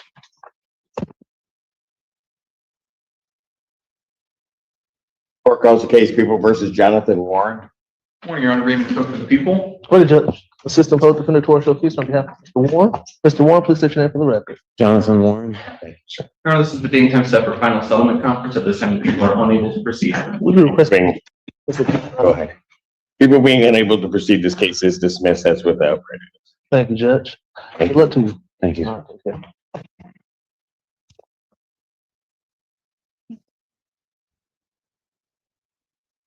What's left? Court does call the case People versus James Hagan. Morning, Your Honor, Raymond Cook for the people. Ready, Judge. Torres O'Keefe, Assistant Public Defender on behalf of Mr. James Hagan. Mr. Hagan, when you arrive, please state your name for the record. James Hagan. Thank you. Thank you, Judge. I have spoken to Mr. Cook on this matter. My understanding is he has been in contact with his witness and they believe they are ready to proceed. Mr. Higgins still wants me to request a dismissal. He believes that the court instructed him to appear in person and all witnesses to appear in person. And he feels that it is unfair that the alleged victim in this case is not present and believes that the matter should be dismissed regardless. And Your Honor, for some additional context, our officer did make contact with necessary witness in this case. She indicated that she had work today and could not afford to miss today, or to make today as a date that she would show up and be responsive. I understand the court's policy of having witnesses appear in person. I would ask for an exception given her work schedule, and I would indicate that people are ready to proceed if the court's willing to make that exception. Again, Judge, I understand Mr. Cook's request, and I just have to echo what my client is requesting. Mr. Hagan is just frustrated with the process. Says this has been a long process, been a few months on dealing with this matter, hoping to put this matter behind him, and he believes that the alleged victim should have been present, Your Honor. And so if not. The victim is store personnel? Yes, Judge. Yes, Your Honor. I have the name and pull up here. There was an employee by the name of Nicole Lindsay, and reading from the email, she said she's unable to attend because she's not able to take today off work. So let me get this right. She would be coming on a case for her employer. She has a different employer now. She no longer works with that store. She now, I don't know which store, where she works now.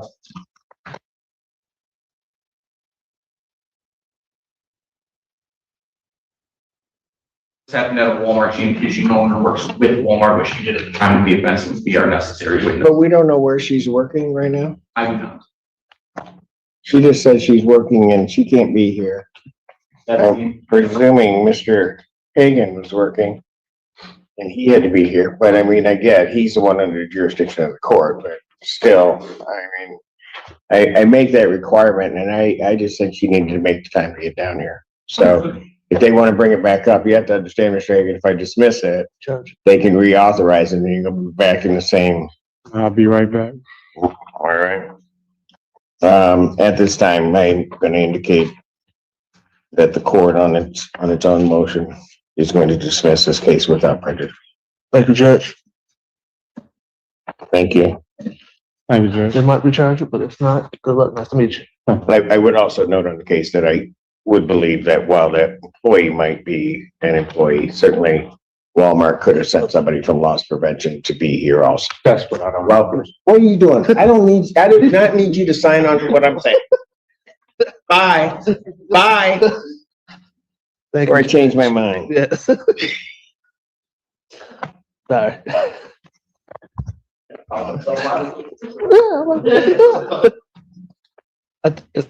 It's the only one left, son.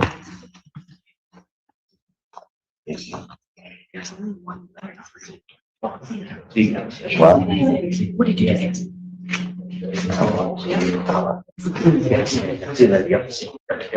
And you got. Have a good weekend, everybody. All righty, take care, Conrad. What are we doing? I don't know. Okay.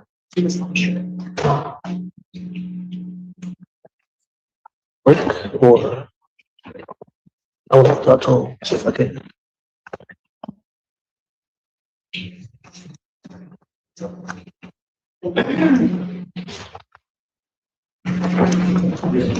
We're gonna do that.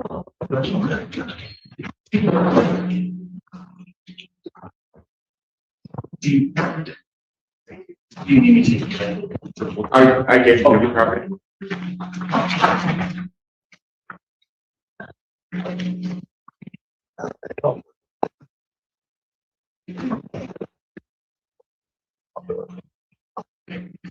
Are they ready on the, yes?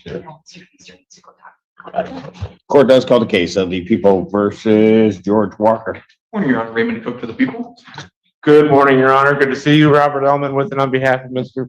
Walker, who's approaching. Mr. Walker, please state your name for the record. George Walker. I have before me a plea form that indicates that the defendant is going to plead no contest to an added count to a failure to report an accident, a 90-day offense. On the successful plea to that charge, count one would be dismissed. Defendant is also going to pay restitution in the amount of that $4,200. That's correct, Your Honor.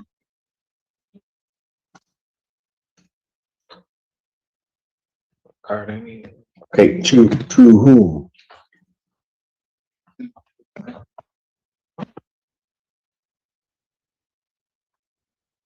Well, let me ask it this way. For what? For damage to the vehicle. We provided documentation to defense counsel as well as receipts from the repairs. They didn't provide. Hold on, stop. Don't. I'm sorry. Your Honor, the people did provide me with receipts for payment to a collision center for damages to a vehicle that was involved in the accident with Mr. Walker. Okay, so let me ask this then, because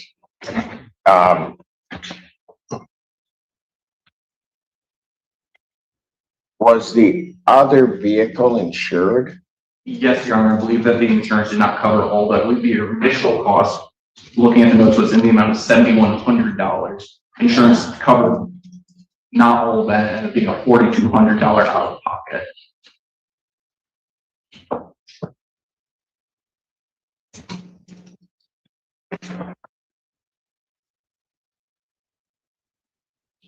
Okay. Say this. I don't mind taking the plea. The court, I mean, he can agree to pay whatever he wants. I just wanted to make sure it wasn't like a no fault circumstance, but obviously it was insured. Insurance only covered a part of it. There was the additional damage, but he's only.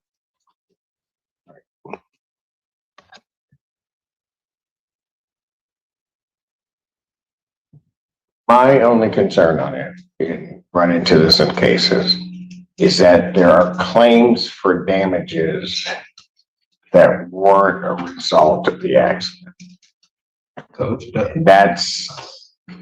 And if you're sure, then that's fine, but typically we'll set these for a restitution hearing.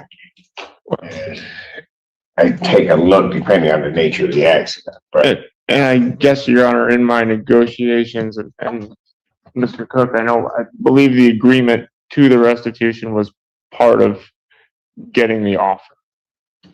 I know my client would prefer a restitution hearing.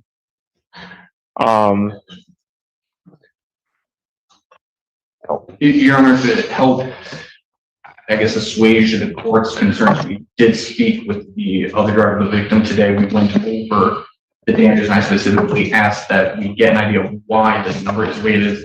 My understanding is pretty much the rear left half of the vehicle, or the rear left part of the vehicle had to be pretty much almost entirely replaced due to the crash.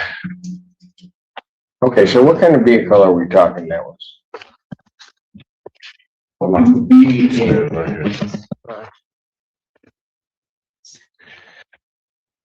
Respectful Jack Nathan's model. I apologize, Your Honor. I gave you my copy of this one.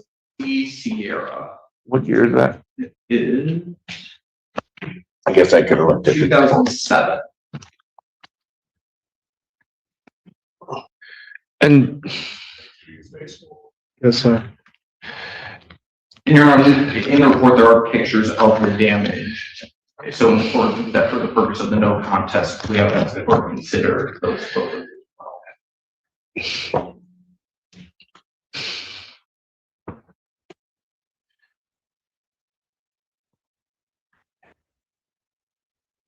Your Honor, can we approach on this? Hold on a maybe? moment. I guess. And I just want to be clear, did the insurance total it, but let them keep the vehicle? We can find out. Okay. The answer, I guess, is no. $7,000 into a 2007 GM Sierra is. And Your Honor, from a defense point of view, we definitely agree with you. I mean, unfortunately, this was what we had to do to get the offer. I know, again, if you'd like to set this for a restitution. No, hearing- I mean, if that's part of your agreement, I'm just letting you know that the court has some hesitation with that dollar figure. Because what happens is the accident happens. The insurance is to cover what is part of that accident. Had they not been insured, they wouldn't have been able to get they would have been able to get 1,000 or 1,500, whatever it is. But then to look at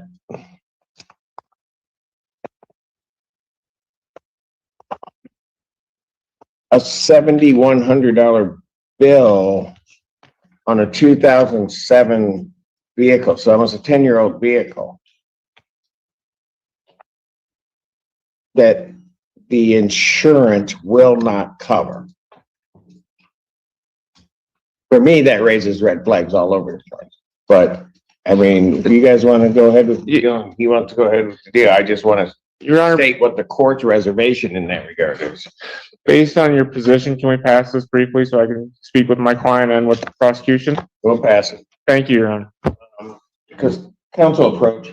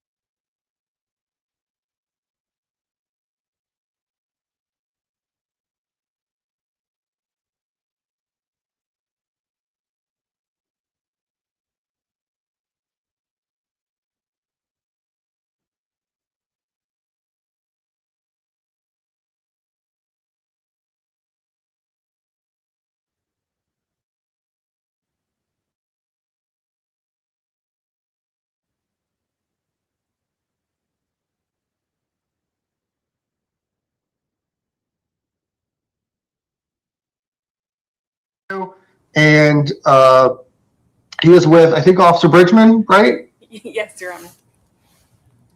The camera just bounced off, so I don't know. I can't really see. Yeah, that's correct, Your Honor. Everyone's here. Okay. We're here today for a hearing on the motion for intervention in lieu of conviction. Mr. Gwin, we went through this not that long ago, and this is sort of going to be a repeat of our last hearing, because the plan is to just essentially place you on ILC on these new charges and keep doing what we're doing. Do you understand all of that? Yes, sir. First of all, do you have any objection going forward in this remote proceeding the way we're doing today? No objection, Your Honor. Make sure you talk really loud for me. Can you make sure you talk really loud for me? Yes, sir. All right, do you have any objection going forward on Zoom today? Yes, sir. All right, we're here today, Mr. Gwinner, because your attorney has filed a motion requesting something called intervention in lieu of conviction. You know all about this. We abbreviate it as ILC. If I grant this motion, which I'm inclined to do today, you're going to enter a plea of guilty to this charge, but instead of finding you guilty and imposing a sentence, I'm going to accept your plea of guilty and order that these proceedings be stayed for a period of 3 years. We're going to adopt a treatment plan, which is pretty much identical to the one that we already have. You're going to finish the program, the aftercare, and you're going to refrain from the use of drugs or alcohol during the treatment period. If you do all of those things, this case is going to end without a finding of guilt. But if you don't do the things that you're supposed to do, or you begin using drugs or alcohol during the treatment period, then I can revoke the intervention in lieu of conviction and proceed to sentence. Do you understand that? Yes, sir. And thank you for taking me off the methadone. Well, that's a good thing to get off of, that's for sure. Yeah. All right, how old are you, Mr. Gwinner? 62. How far did you go in school? 11th grade, and then I took 4 years of trade school for plumbing. Are you able to read and write English? Yes. Are you under the influence of drugs or alcohol? No, sir, not anymore. Are you taking any medications? Just an inhaler for my allergies. Are you taking anything that would interfere with your ability to understand what we're doing here today? No, sir. Are you a United States citizen? Yes, sir. Other than what we've talked about today, has anybody made any threats, promises, or representations to get you to plead guilty to this against your will? No, sir. I have a document, it's entitled Change of Plea and Entry. It looks like on the second page there is a signature above the line defendant. That was either emailed or texted to you. Somehow we got that to you, right? Yes. Did you review this with your attorney before you signed it? Kind of. He went over with it in the very beginning. Okay. Are you satisfied with the representation that you've received so far? Yes. You're going to enter a plea of guilty to one count of possession. I'm sorry? I said I'm guilty. Okay. All right, you're going to enter a plea of guilty to one count of possession of drugs. It's a 5th-degree felony, punishable by up to 12 months in prison and a $2,500 fine. There is no mandatory prison in the case. There's a presumption that even if you don't successfully complete the ILC, that I would not send you to prison. But if I did have to send you to prison, the maximum penalty also includes an optional period of post-release control of up to 2 years. Your rights really haven't changed that much since we talked about them a little bit ago. You still have the right to make the state of Ohio prove that you're guilty of this unanimously to a jury or to a judge beyond a reasonable doubt at a trial. You would have the right to confront all the witnesses against you at the trial, compel witnesses to testify on your own behalf, and you have the right to remain silent. If you enter a plea of guilty to this charge, you're going to waive all of those rights. You're going to admit that you did it. We're going to get on to the matter of the ILC. Is that what you want to do? Yes, sir. Mr. Harris, what are the facts? Your Honor, if this matter had proceeded to trial, the state would show beyond a reasonable doubt, in addition to all allegations in the indictment, that on or about November 20th of 2025, City of Mason, Warren County, Ohio, Todd Gwinner possessed cocaine in an amount of 1.28 grams. Anything on those facts, Mr. Gibbs? Nothing further, Your Honor. The weight of it's wrong. It was in a package. I don't know if they weighed the package. It wasn't really 1 point something grams. But it doesn't matter. It's cocaine. Okay. Mr. Gibbs, anything on the facts? Nothing for the record, Your Honor. All right. Mr. Gwinner, do you understand the rights you're giving up by entering a plea of guilty to this? Yes, sir. Is this what you want to do? Yes. What's your plea? Please guilty. I'm going to accept your plea of guilty. I think it's been made in a knowing, voluntary, and intelligent fashion, only after you have been fully advised of your constitutional rights, which you waived and rejected here in open court. I'm going to grant the motion for intervention in lieu of conviction and order that these proceedings be stayed for a period of 3 years. We're going to adopt a treatment plan, which is pretty much what we're already have going on. Is there anything else we need to do or anything that I forgot? No, sir. No, Your Honor. Thank you. Officer Bridgman, anything else? Nothing else, Your Honor. All right. We're adjourned. Thank you, Your Honor. Thank you, Your Honor. Thank you, Your Honor. Good luck. Ms. Kuroko, I think I'm going to go ahead and exit this one because it's just set up for Mr. Gwinner specifically, right? Yes, do you need the link to the other one? Your Judarius come? Yes, sir. Stand by. Did the room shift or something? Yes. Yes, it did. I'm not kidding. Things are rolling off this desk and it's never done that before. I just put, and it just rolls right off. That's never happened. I don't know, what else can happen is, Shifted, Judge. what else can, do what? Maybe the earth shifted. That's your final answer on Jeopardy here? The Earth's just, well, it probably does all the time. All right,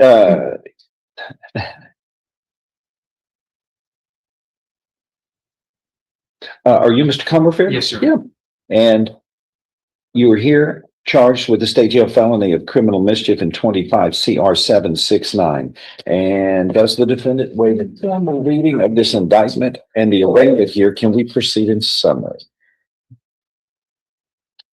Yes. Okay. In summary, this indictment, sir, alleges, as you probably intimately know, but we're going to remind you, it states that on or about March 9th, 2025 in Jefferson County, Texas, you committed the state jail felony of criminal mischief. Let's see. Destroying grass and lawn by driving onto the grass and spinning the tires in your vehicle without the effective consent of the Lower Nature's Valley Authority. Okay.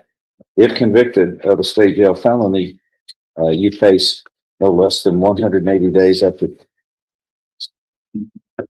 to 2 years in a state jail, and a fine up to $10,000 can be assessed. Do you understand? Yes, sir.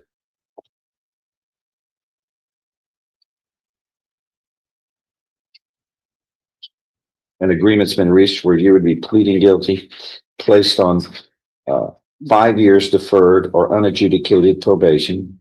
Fine. This fine is odd, $2,320.14. Is that restitution? Yes, sir. Okay, all right. What I'm gonna do is I'm gonna put it down here on this little box.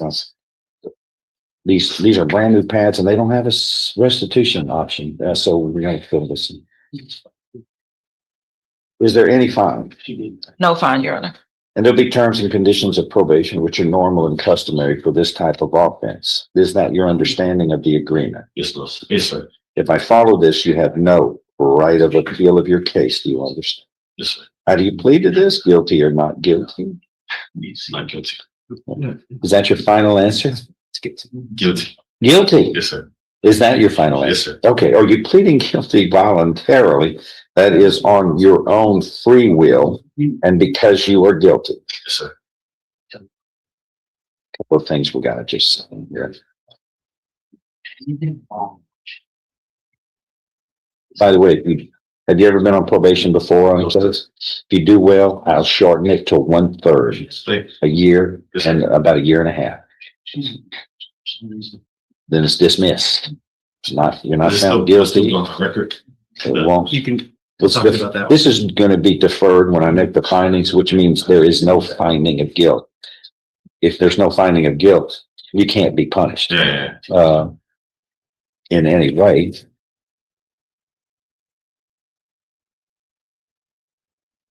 Unless some other authority comes along in another way. Fine. I can talk to you about that. Which doesn't end. There's some things we have to sign here. On the bottom of that, he's not sign that. Oh, he needs. Sign.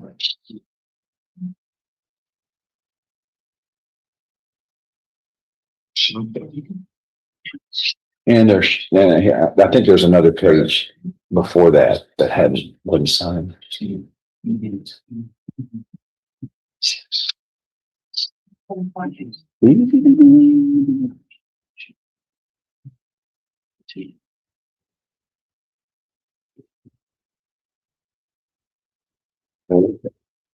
thank you. And so what I'm doing is taking this, I'm also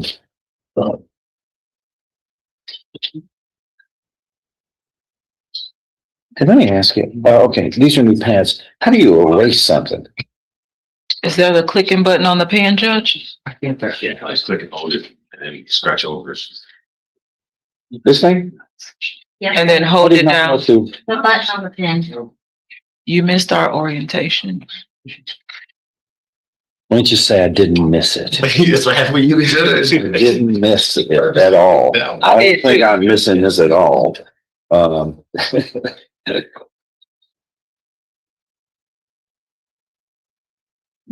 Show you what's marked here, states exhibit 1. Did you sign that document voluntarily, understand it, discuss it with your attorney? Is everything true and correct? Yes, sir. States exhibit 1 tendered into evidence without objection. Correct. And moved.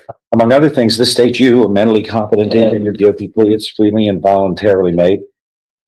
You know what you've been charged with. The indictment's been read to you. You've read it. You are guilty of the crime charged and any lesser included offenses. You are giving up your rights to a jury trial and the rights to the appearance, confrontation, cross-examination of witnesses. Totally satisfied with the representation provided by your lawyer. All true. So help you God. States exhibit 1, part of the record for all purposes. Pre-sentence report ready to you? Yes, sir. I will follow this agreement. If nothing further, and find you are mentally competent, enter this guilty plea. It is freely and voluntarily made. Even though there's sufficient evidence supporting your guilty plea from States Exhibit 1 admitted here to find you guilty beyond a reasonable doubt, I'm not going to find you guilty so long as you follow terms and conditions of probation. The probation officer will go over with you. And we will be deferring any finding of guilt for 5 years. And again, early termination is rewarded for everyone who earns it.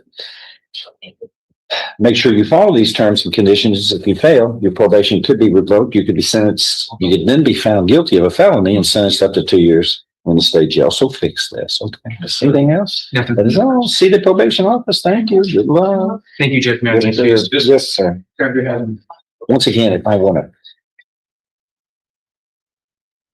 what do I do now to get out of this? I mean, there used to be all kinds of bugs. What is it? Okay, Blake? That's a nice What do I get question. now? What do I get now to get out of this like that? I know that. Definitely. Okay, but it's still here.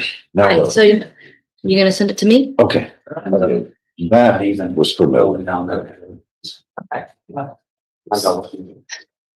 Your Honor, may I approach? My options. You say no, Judge. Say no. I was just being nice to you yesterday. Look, Jimmy, Thank look, you for helping. hold on, James. If Jimmy urges me to say no, it's a yes.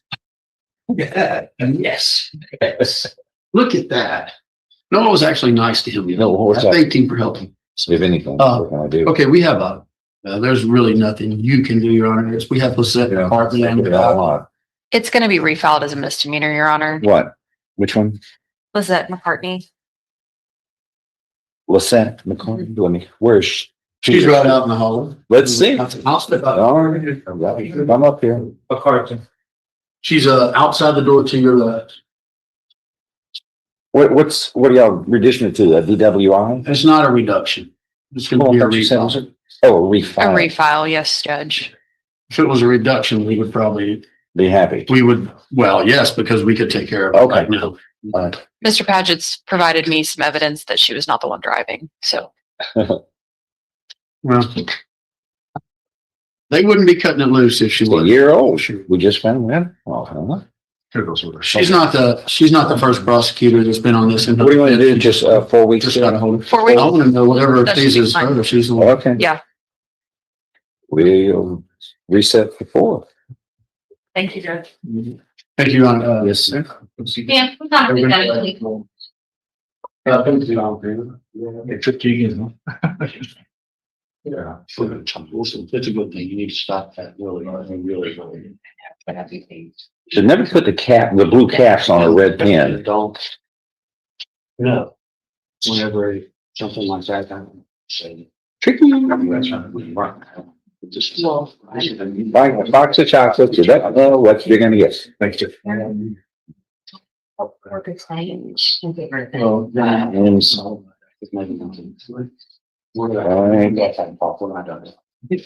I just don't want to talk about it.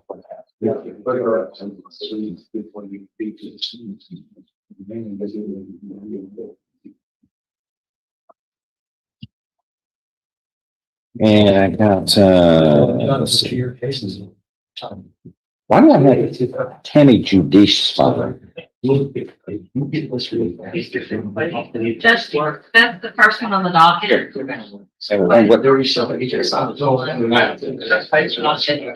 They're still working on paperwork. Leonel Dominguez? It's not a problem. You gotta get the trial. That's a familiar name. I've got Gregory Renfro and Tammy Judice. Anybody? Judarius Hamilton? Just waving to you. I don't have a second page. There is no second page. Who's in the jury box for me? What do you need? There's nothing, Judge, we're just supposed to be here at 10 and maybe have a little confab back in January. So it's all good. I'll turn her. I don't even know. I don't know what it is either. I'm in trial. It's okay. If we don't do it. Who is it? Who you? I'm turning. Nobody's getting me off on that. Well, don't worry. If it's on it been errors, I drove over here, had my. No, you don't want to do that. Who's the lawyer on it? Who's the? Well, I tell you what. Whatever you. Well, get him down here. Let's talk about it because I'm going to bring the jury in and they're still deliberating. So we got time. Okay. But we weren't supposed to be here on 10. Okay. Gregory Renfro? Is Gregory Renfro here? He's in custody, Judge. No, we don't need him if his lawyer's not here. Mr. Kimler wants, Mr. Kimler, talk. Call into the hall for wife Kimler, please. Did he call us and say he would be late? No, sir. I didn't even see You the didn't? email this morning, but Judge, I've also been in and out of the office, so he may have tried to call. I can answer her.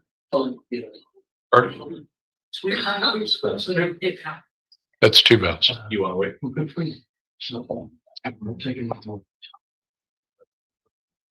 Yeah, let's finish this document. Yeah, I was told by the person yesterday. I asked Roger if he was gonna be here this morning, and he said yes. So. Okay. Where, sir? I'm gonna go out. Is Gregory Renfro? Where's Gregory Renfro? He's what? He's in the back. Okay. No, we'll just, it's reset. He's not here. It's reset. We have a vote, a two ballot. All right, folks. They just got a text up. Okay, he's not here, but he needs to be telling us. But we're in business on something else. It's reset. Sorry. He needs to tell us ahead of time. The people who count, and manage the. Oh, I thought you. Go. This is for you. Okay, let's get ready for the receipt of a verdict. Thank you.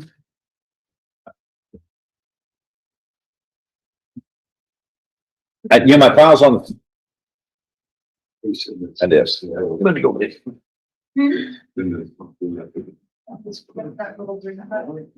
Yeah.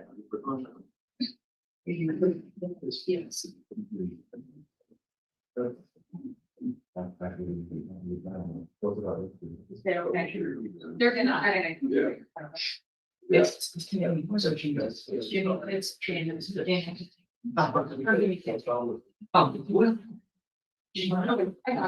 So, we got a verdict in our. So we'll be y'all pause for 2 minutes, and then, one judge comes back in and so. Yeah, it's clear. It's yeah, Okay. and so I'm agree with. Yeah, it shouldn't take long once we.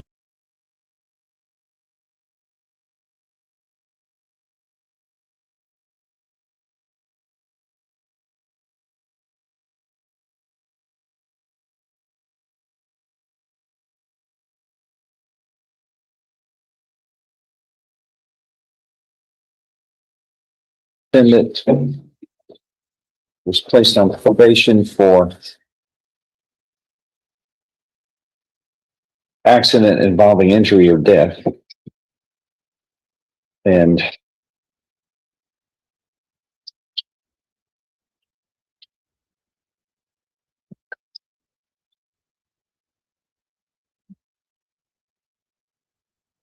And let's see, there was a restitution amount that was pending here in the amount of $44,131.57. And where's that? What's the status on that? Has that been paid, transferred to the victim somehow? Yes? Yes. Okay. To, I guess, the defendant's insurance company? That's correct. Okay.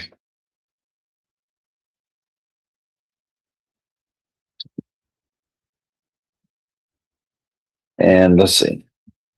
The defendant there was a matter in 2022 that we dealt with on the probation of failing to report. What else do we need to deal with now?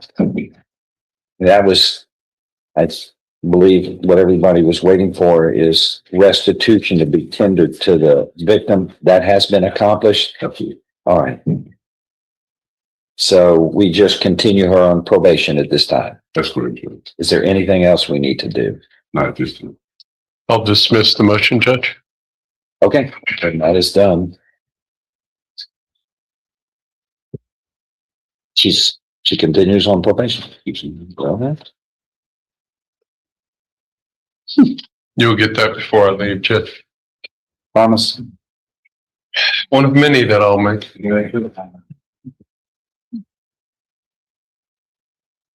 Frank, ready? Come on up.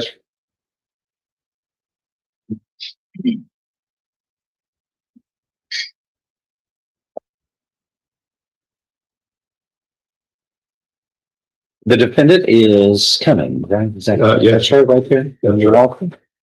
It's plea and we're gonna do a PSI. We got a tap on it.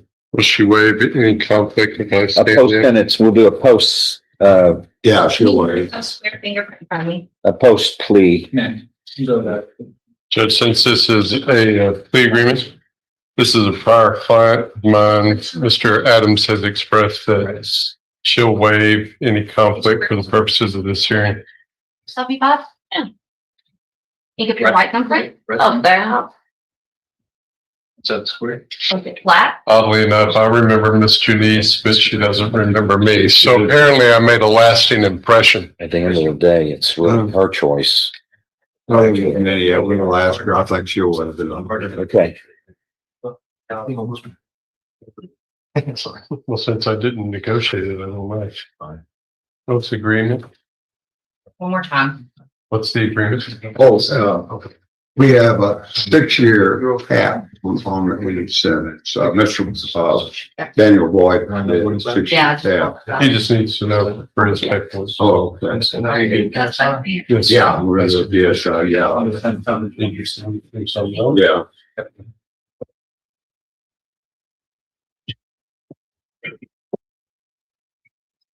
You need sign here. What about my name? Right there, that's saying that, he can, We're good. he represents you. I think it was. No, that's not what this is. This is showing that giving your attorney discovery. Oh, that's the discovery. Yeah, we got a discovery. Remember the video? You didn't look at the video, but I did. So. Yeah.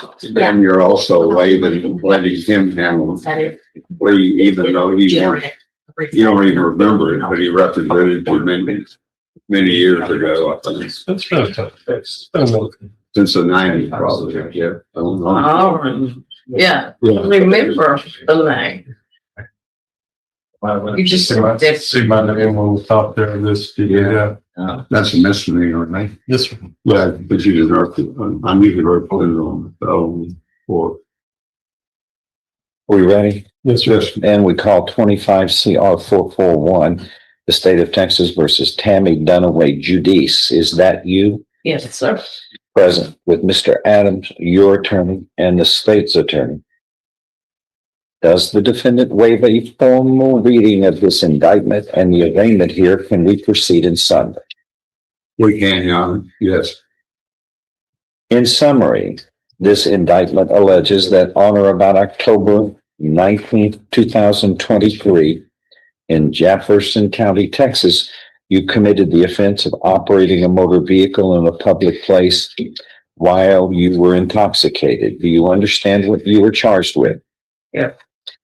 Now, if it was only that, that's serious enough. But paragraph 2 goes on to allege that you have not 1, 2, or 3, but 4 prior DWI convictions. 2 of those were felony convictions. We're about to make it the 3rd felony conviction by the improper use of a motor vehicle, which is a 4,000-pound missile, which all too often results in death when it collides with others. My question to you is, when are you going to stop committing these crimes? Now. Didn't you make that promise every time that you were Yeah. pleading guilty? Yes, sir. I really believed I could. I just didn't. You win this case? She's my client. Okay, okay. Not your mom.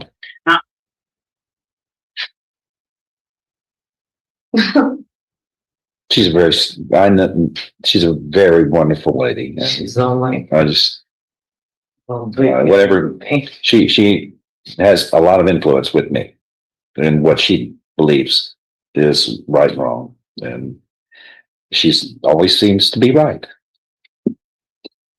Good.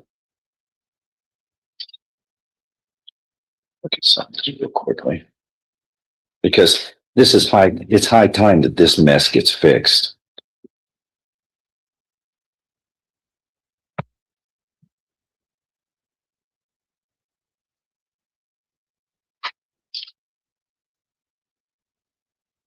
Okay, there was a blood draw. And the probable cause affidavit does not report a result.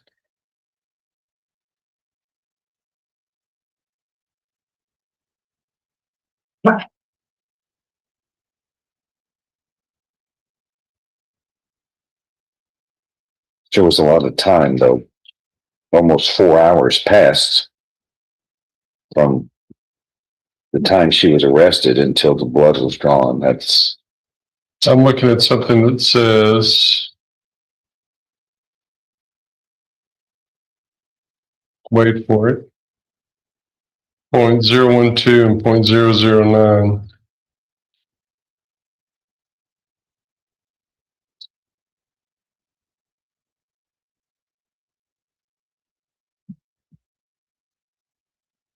Was that the blood or the breathalyzer, those two? I'm That's the- 12. That's a breathalyzer. Okay, that's what I thought.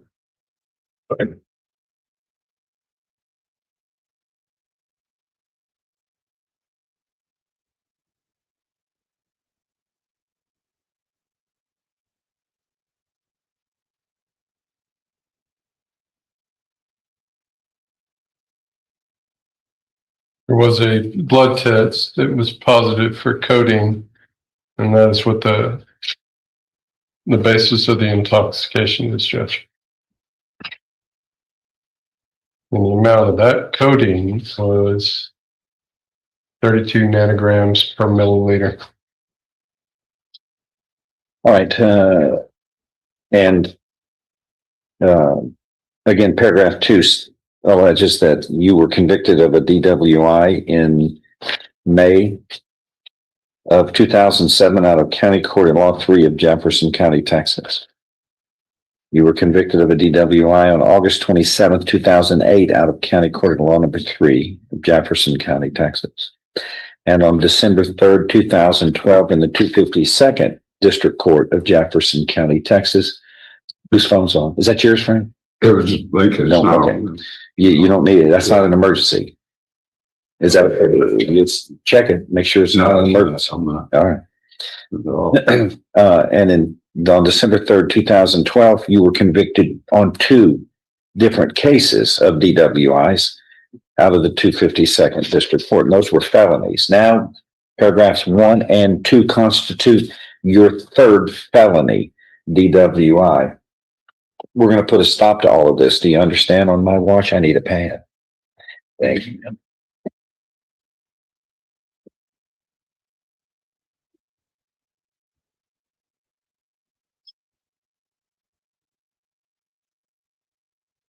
I can't tell you.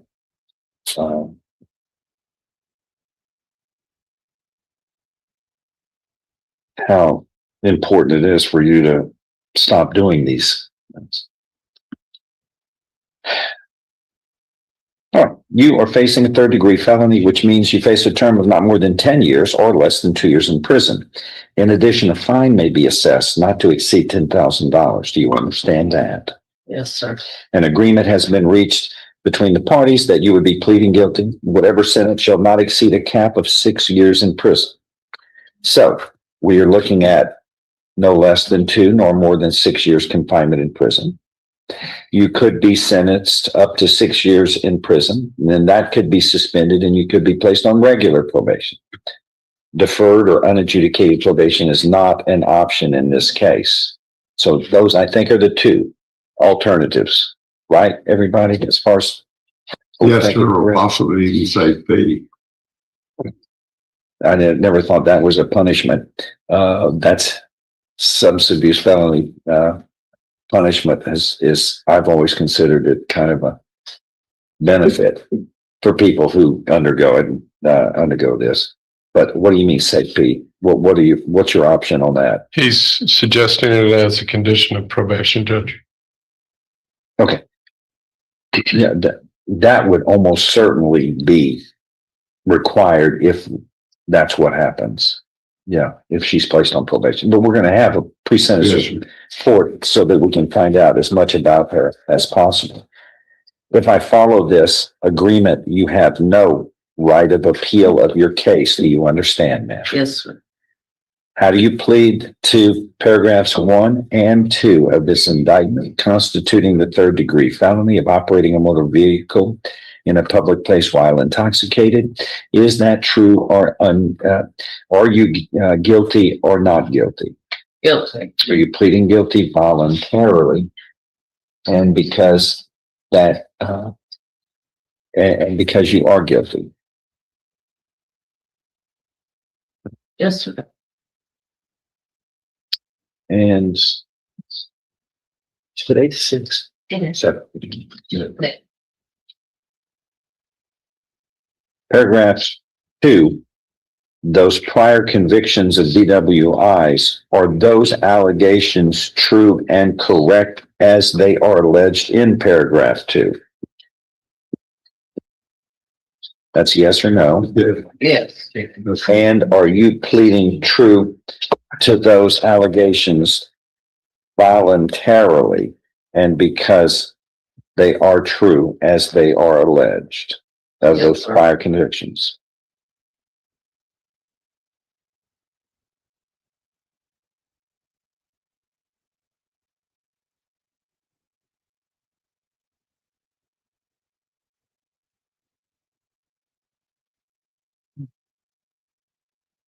I show you what's marked as State's Exhibit 1. Frank, if you'll show her that. But the first thing is you need to sign on the bottom of that. Here's the stylus for you to use. Oh, okay, yeah. There we go.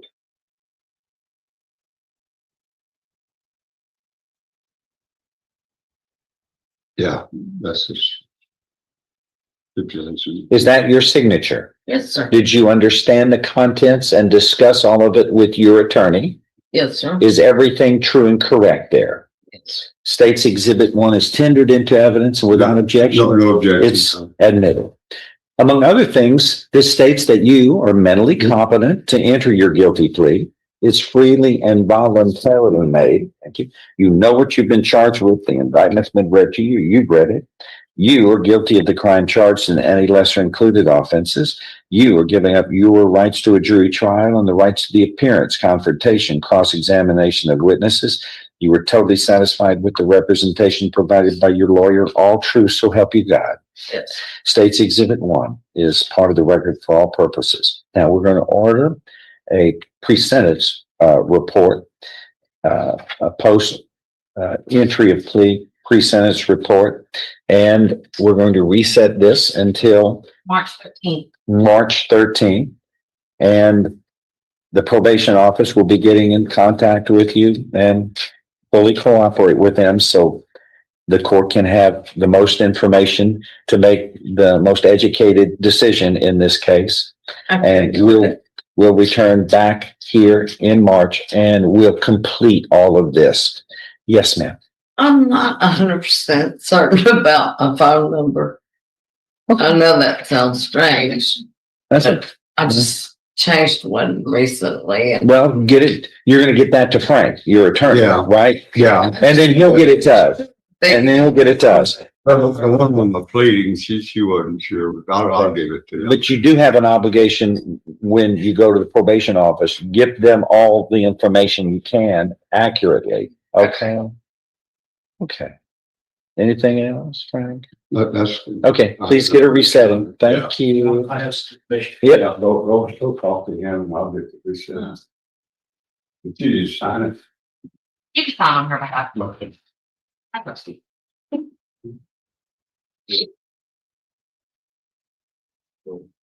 Fine. This is your instructions on time.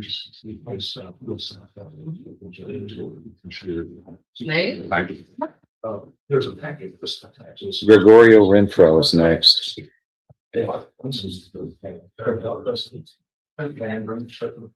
for one, it's a best long term. You let him out to go to his mother's funeral. And he returned. So what are we doing today? I had just air please and accept it for a Yeah, let me get updated PSI. 248-0938. Yes, is that 409? 449. I think he missed what's missing. Yeah. About 2 years. That was good. 2.5 years. 2.5. You make sure you go straight to the probation department and fill that out completely. Right now. Yeah, and then they'll get you a appointment to meet with the officer. Yes. And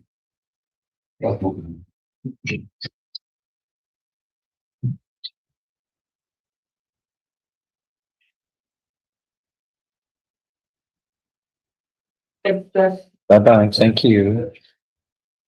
Does he need to go in front of you? And any, it's a plea, it's going to be entering. You were, you were, but you're going to be pleading on this motion to revoke probation? Plead to the allegations. You're going to enter a plea of true? Okay. Are you in 19-32947, are you Gregorio Lakeith Renfro? Yes, sir. You are here with Mike Cumber, your attorney, the state's attorney is here, and looks like you're probation officer, right? You have been on probation, it looks like, for about 6 years in this court.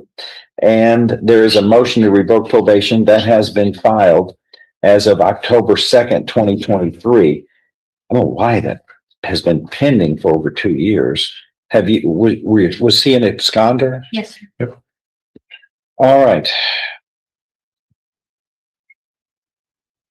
Have you had a chance to discuss all of this with your attorney? Yes, sir. All right. Are we ready to proceed today? You're going to be entering pleas of true? Yes, sir. All right. And again, does the defendant waive a formal reading of this motion? We can go in summary. So waived. Raise your right hand, sir. Do you solemnly swear or affirm any statement you make during this hearing shall be the truth, the whole truth, and nothing but the truth, so help you God? Yes, sir. Lower your hand. In summary, this motion to revoke probation alleges that on January 27th, 2020, in this criminal district court of Jefferson County, Texas, you were sentenced to 5 years in prison, and that was suspended for 10 years probation for the third-degree felony of evading detention with a motor vehicle. Is all of that true and correct? Yes. Allegation 1 states you failed to report to the Jefferson County Probation Office on or about September 14th, 2023 in violation of your probation order, which condition 4 states that you will report regularly as required of you and directed. Did you fail to do that? Yes, sir. Are you pleading true to this voluntarily and because it is true as it is alleged? Yes. You understand that a voluntarily and knowingly made plea of true to one or more violations of probation, that is enough to grant a motion to revoke a probation. Your probation can be revoked, and you can be sentenced to the full range of punishment. This is a third-degree felony, so you were looking at no less than 2 nor more than 5 years confinement in prison. Do you understand? Knowing all of that, do you insist on pleading true today? Yes. I find you are pleading true voluntarily. You understand and appreciate the consequences of pleading true. How long was he out? He absconded for a period of 2 years, 2.5 years. Okay. To be exact, Do we need an updated probation report if he's been gone for 2 years? I defer. He could explain, I suppose. What do you want to do, Ron? Did you want to, I would do anything think- today or recess it? What do you feel? You want to proceed today, or you have a chance to do an updated report, or can you explain to the judge why you were MIA for 2.5 years? What's an updated report? Well, to explain what your situation was and why you may not have reported. Yeah. You want to do that? Okay, let's get it updated. Okay, that's what we'll do. We'll return back in, how much time do we need? 3 weeks? 3 weeks. Let's reset and we will come back for a disposition hearing at that time. We'll see what happens, okay? All right, thank you. That is all. Anything else? We're in recess.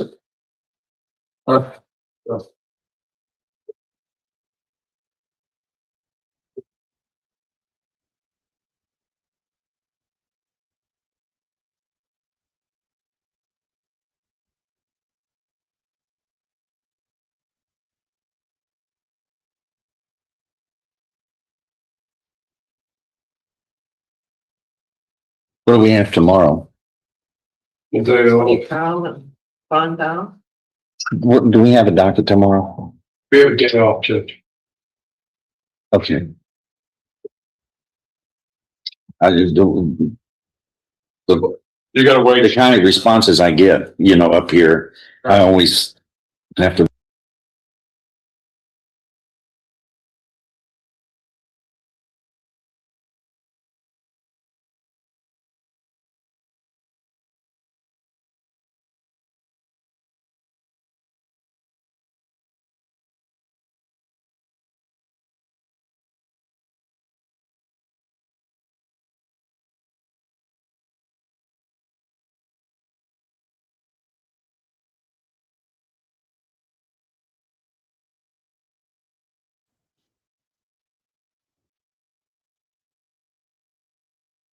For the court is Mr. Hatting, right? Yes, sir. All right, you're on the record. Oh, okay. This is the case of the state of Ohio versus Gary Hatting, case number 22 CR 39. All right, this is the case of the state of Ohio versus Gary Hatting, case number 22 CR 39723. Hang on. Present before the court is Mr. Hatting, right? Yes, sir. All right, you're on the record. Oh, okay. This is the case of the state of Ohio versus Gary Hatting, case number 22 CR 39. All right, this is the state of Ohio versus Gary Hatting, case number 22 CR 39723. Hang on. Present before the court is Mr. Hatting, right? All right, you're on the record. Oh, okay.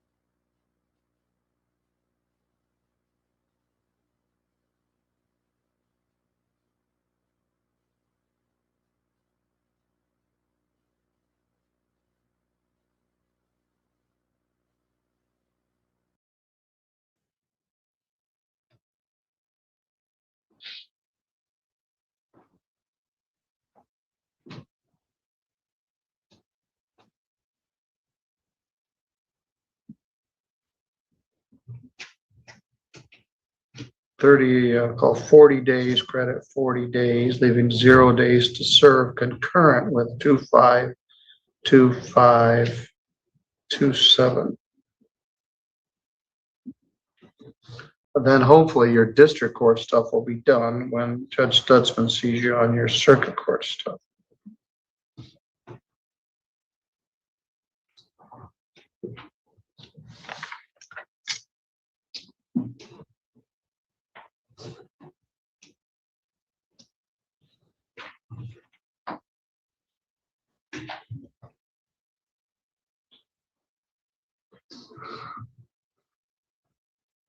$40, credit 40 days, leaving 0 days to serve concurrent with the other part of this.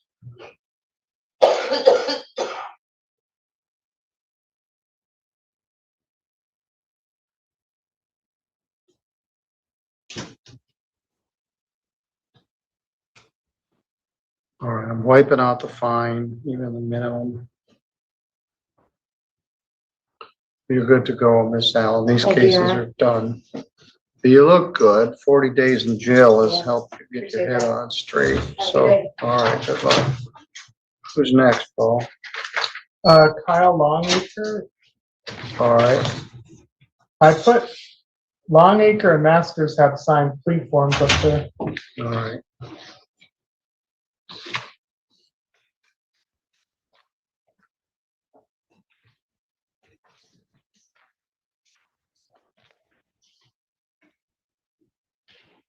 Very well, let's try again. This is. Can you hear me?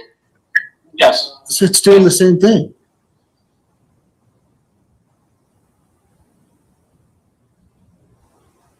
Brittany, are we on the record? Yes. Yes. All right, that didn't go very well. Let's try again. This is. Can you hear me? Yes. It's doing the same thing.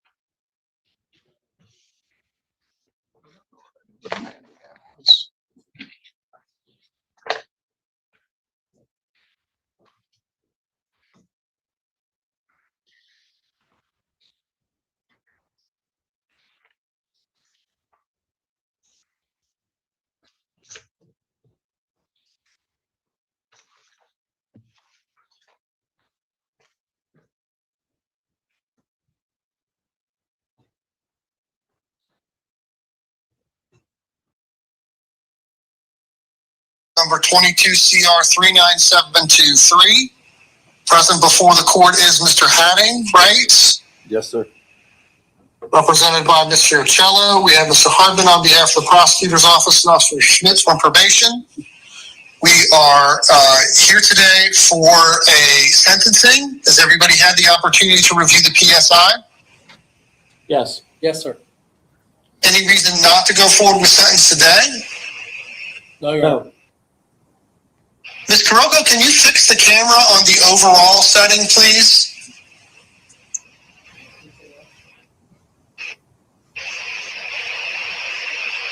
Okay. All right. So I'm appearing by Zoom, obviously, with some level of difficulty. Is there any objection to us proceeding? in this format? No, Your Honor. No, sir.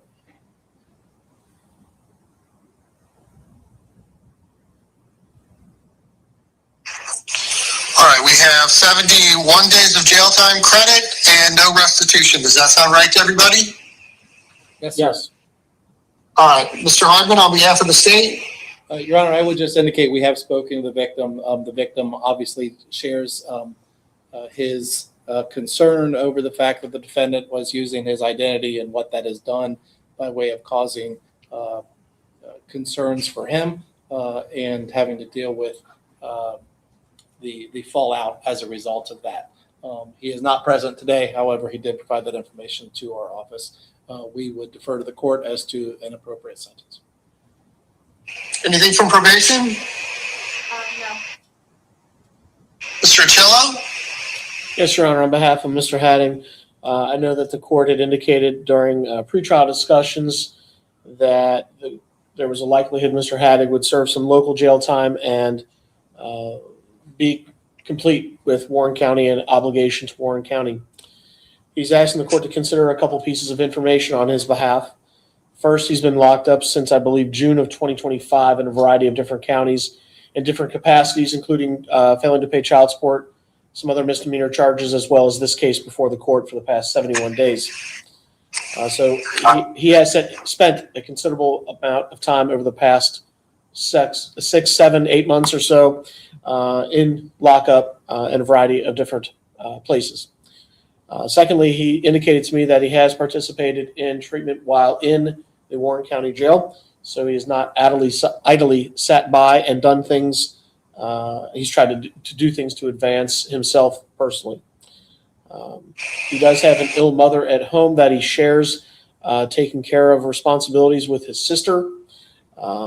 His sister also has a rather recent medical significant diagnosis as well. So he's asking the court to consider this information when fashioning a sentence as appropriate for Mr. Hadding, please. Mr. Hadding, is there anything that you would like to tell me? Just since I've been here, I've taken a drugs and alcohol course, finishing that up on January 30th. For the last month, I've been working as a trustee over in the kitchen, and just what my sister and mother's been going through since this ordeal has happened. I take care of my mother. My sister takes care of her, but she's dealing with breast cancer right now, and it's taking a toll on her, you know, without me there. And mom's house it needs work.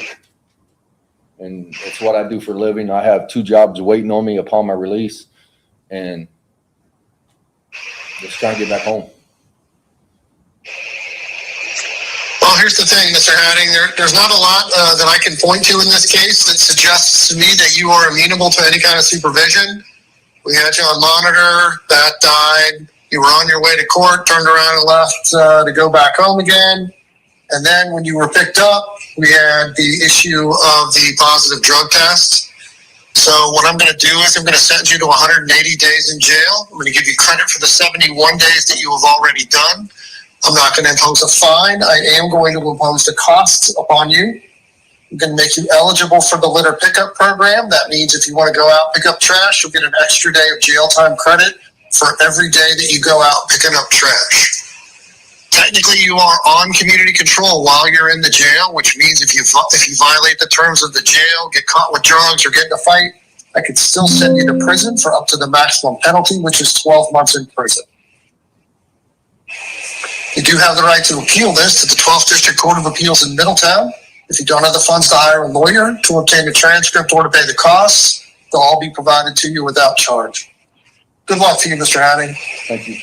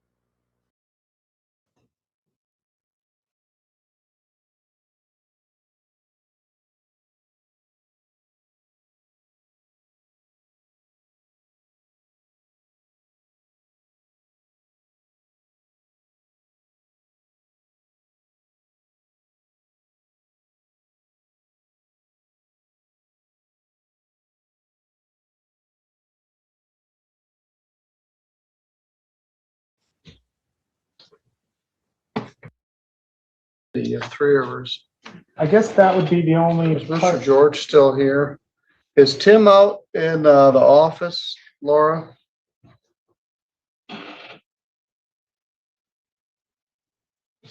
Mr. Longacre, you're charged with larceny, retail fraud, second degree, which is punishable by up to a year in jail.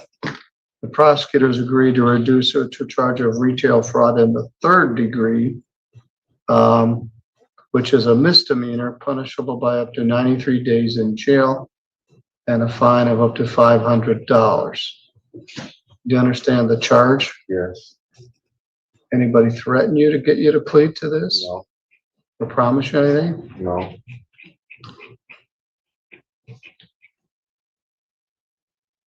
Do you understand that you're giving up all the rights on this advice of right sheet by entering this plea? Yes.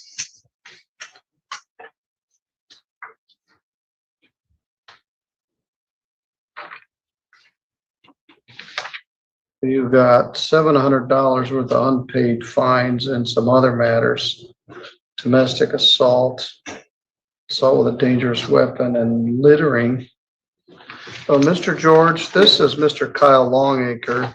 He's charged with a retail fraud. Second, and they've reduced it to a third degree.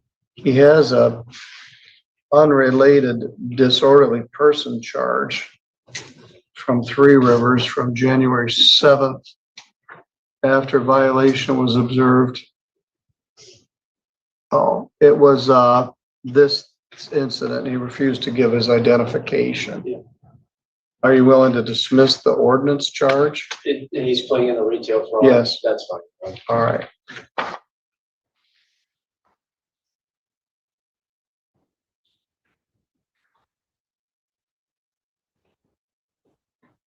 And he's been in jail for 26 days.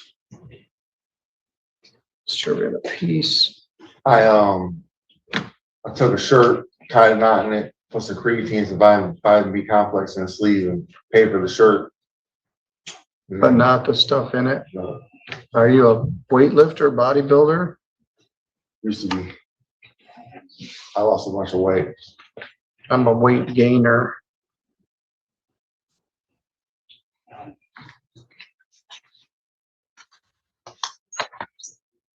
Two, 6, 3, 3.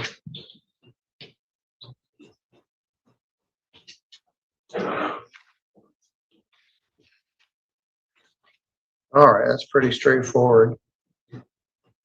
You were living in Kalamazoo or Battle Creek. Where are you going to go if I let you out of jail? My mom's house in Three Rivers.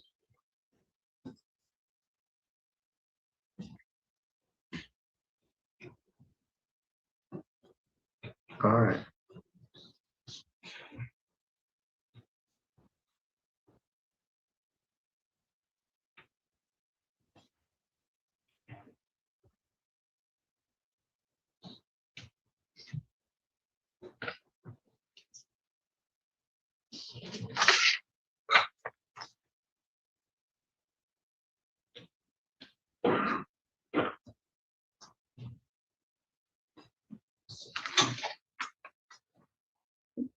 Well, they issued the warrant in January. You got arrested January 12th, and you've been in jail ever since.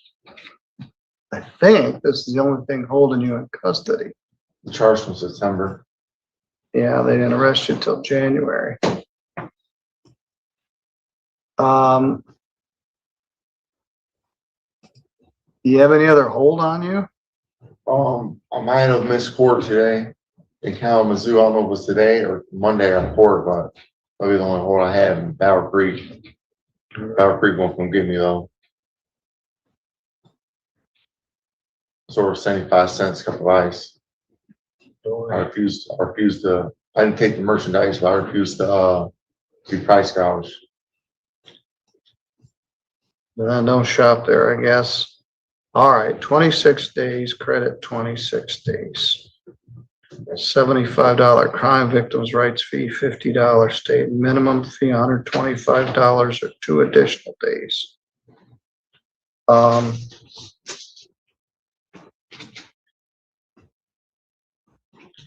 Also, when you get out of jail, I want you to come back and set up a payment plan.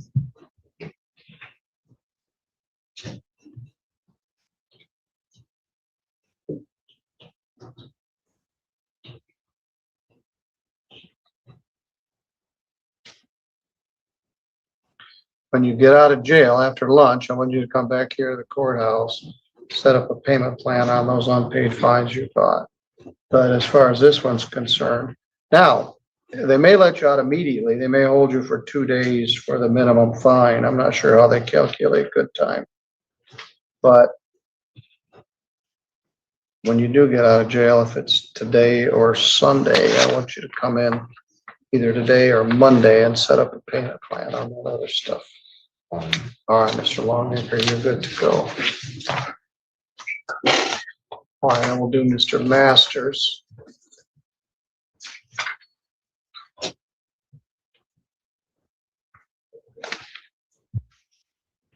Hello, Rhonda. I may approach him, so put some Yes. files under the corner. And all the. How many pleas do you have? 10? Well, there's a 20? case here with like 12 files, but there will be a plea on 2 of the files. And then we have Robert Perry. Yeah, and he's, All right.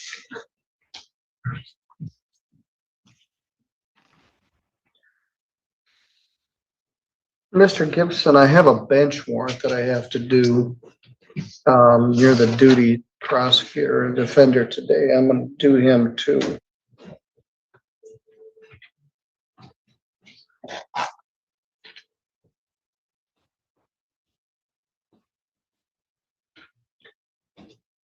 Hello, Deputy Feaster, how are you? Oh, we're having a wonderful time here. Could I see Aaron McDaniel? All right, thanks. Bye. She said she wishes he was here, but she's there.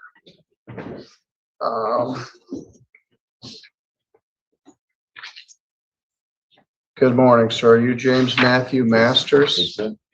Mr. Masters, you're charged with domestic assault. You've been in custody now for 31 days. Do you have a hold from circuit court? I do not believe so, no. You had a fail to appear. I believe I Took got care of time that? served on that. All right. Well, let's talk about this. You're charged with domestic assault. The allegation is that on January 6th, that you assaulted Natasha Bussard. That's a misdemeanor. It's punishable by up to 93 days in jail and a fine of up to $500.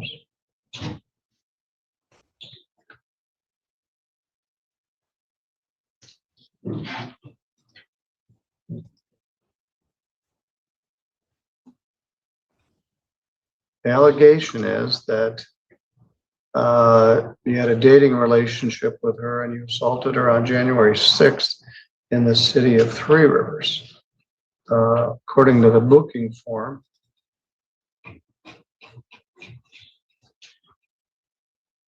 don't tell me anything. Do you understand the charge? Yes, sir. Anybody threaten you to get you to plead to this? No. Or promise you anything? Yes, sir. Do you understand that by entering this plea, you're going to give up all the rights here on your advice of rights? Yes, sir.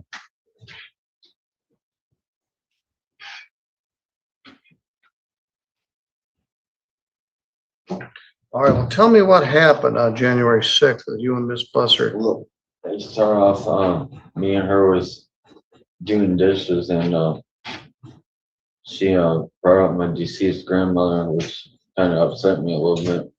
So we ended up getting in an argument. I had tried to grab her arm and we ended up wrestling to the ground and I had tried to bite her. All right, so did you pull her down to the ground? She kind of like fell down to the ground and I kind of just went with her. Did she get injured? I believe she had a cut on the back of her ear. Well, they set the bond quite high. $4,000 cash or surety.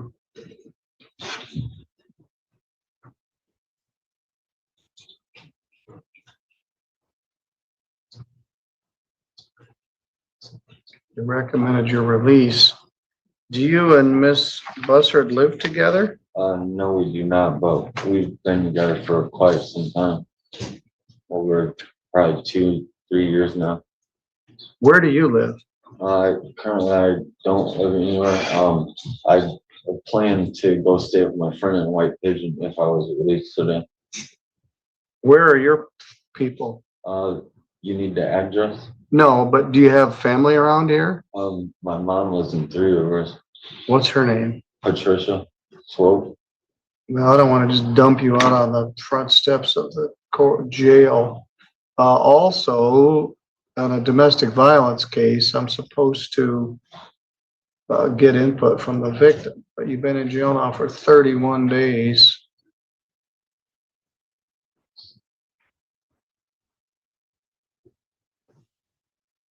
Let's see how soon I can do this.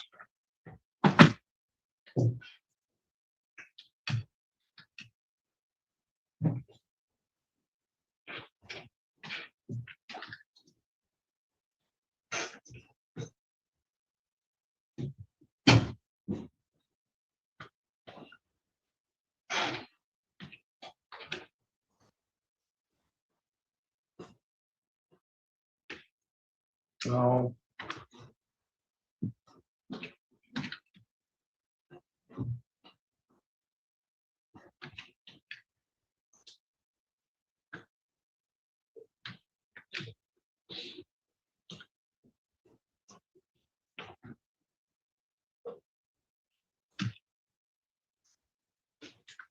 Paul, are you available on next Wednesday, February 11th at 10:30? I will probably be here in Centerville at the Keystone Shelter, so All I'll right, probably let's see if we just can walk set over that there. up. Yes?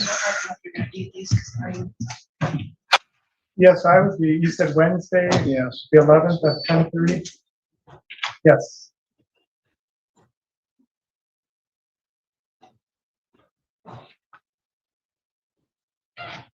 Need victim input. Mr. Masters, it's likely you're gonna get out of jail next Wednesday. And I'm gonna see if there's a plan rather than dump you out on the front steps in the cold.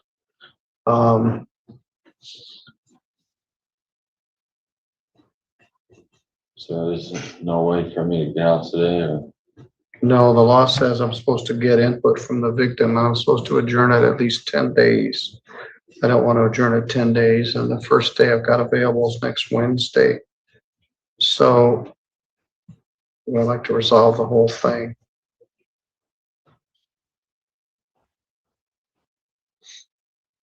I'll see you next Wednesday at 10:30. You can go back and get some lunch. Yeah, but Wednesday should be hopefully Wednesday.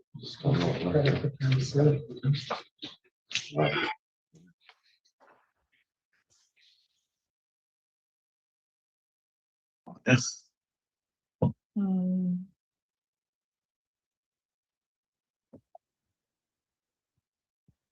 It's just the county attorney. They're probably not vital for this hearing, Judge. I think we can just probably move on. Yes.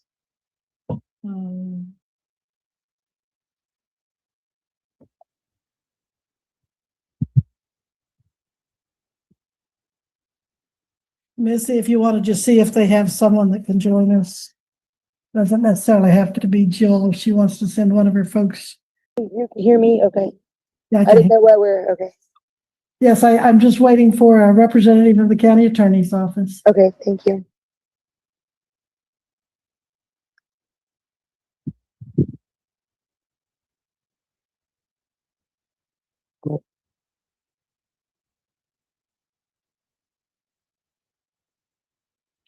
While we're waiting, Mr. Favre, in reference to your motion, do you have anyone in mind that might be able to serve in this position? Oh, so I guess we already had De Hoyos, right? And so I'm assuming that, Right. I'm assuming that means that, Peyton Paul are probably out. I would think so, because he's with them. And have we talked to McClendon? Does McClendon have a Yeah, conflict? he has a conflict. I can't remember what it is. Missy looked at that. Ms. He Mock, represents that Ryan. Okay. Oh, Oh, the co-defendant. Okay. Okay. You gotta change attorneys. I'm sorry, Ms. Mock, I already represent Ms. Schaummer in another county, unfortunately. Ms. Mock, can you think of any attorneys in the area that have not represented you or a co-defendant? I'm not sure who all the attorneys are. Okay, now. that's a fair answer, yeah. What about Ambrose? He represented Simon Garza, and she was a witness in a case. Now we have Ms. Gillette. Let's go on the record now in GW 2025 CR 1. On the record in the 13th Judicial District, the District Court of Greenwood County Case 25 CR 185, State of Kansas versus Margaret Diane Mock, County Attorney Jill Gillette for the state. At least for this hearing, Joseph Favre for the defendant, who also appears in person. Ms. Gillette, you and I have just recently today, I don't know when it was filed, but there is a motion that I've seen today indicating that Mr. Favre, who was recently appointed to replace the prior attorney that was appointed and had a conflict, now has a conflict himself. Mr. Favre, am I saying that right? Judge, I didn't file a motion. I just sent an email to all parties, but yes, I would be making that oral motion today. Reviewing the discovery, I realized that I have representation of Ms. Schaummer, the co-defendant, in another county, so I'm conflicted in that. Very well. So, Ms. Gillette, the problem we were kind of informally discussing was who might not have a conflict if we could assign to Ms. Mock. I asked her if she had any ideas, but her response was appropriate, that she didn't know what attorneys might be available to know if she's had a conflict with them. Do you have any suggestions, Ms. Gillette? You may recall that Mr. Jorge De Hoyos was just allowed to withdraw for a conflict. And of course, that's the Peyton Paul office. So, and Mr. Austin was a co-defendant of hers in a case she just got off of probation for. Marionette Wells was a co-defendant.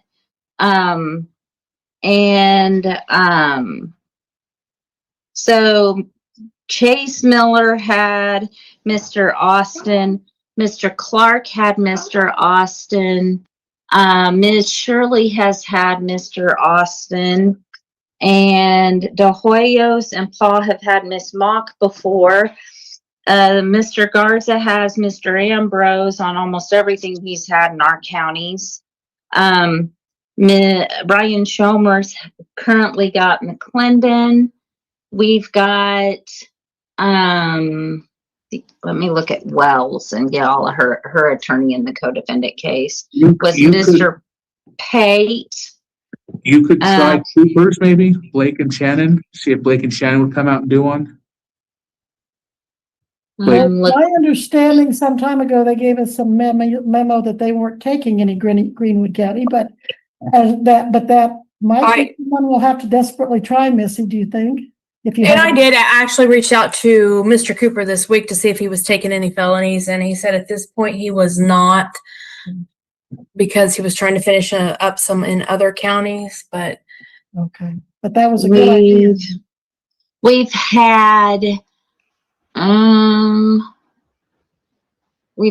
just recently had Mr. Bales come over for one that was super conflicted.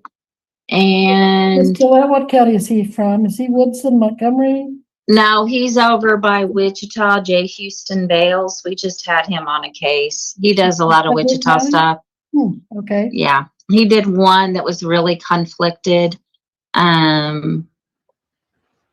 Wells had Mr. Pate. You could try to see if Jim's not conflicted. Jim used to take cases occasionally, but with all those people, he may be conflicted based on Butler stuff. But you may want to try Jim. Jim Watts. Yeah. Yeah, I wondered about Watts and Hughes, but yeah, they've got their contracts with bids still. I don't know, and they've got everything else going on. But that's another good suggestion if Missy hasn't exhausted it. May Listen, I don't need to be an issue or problem with this. May I get some time, like a week? I can speak to my family and see if they can help me get an attorney, maybe. So that might resolve this problem. I don't know, but it might be the solution. Well, and I appreciate that, Miss Mock.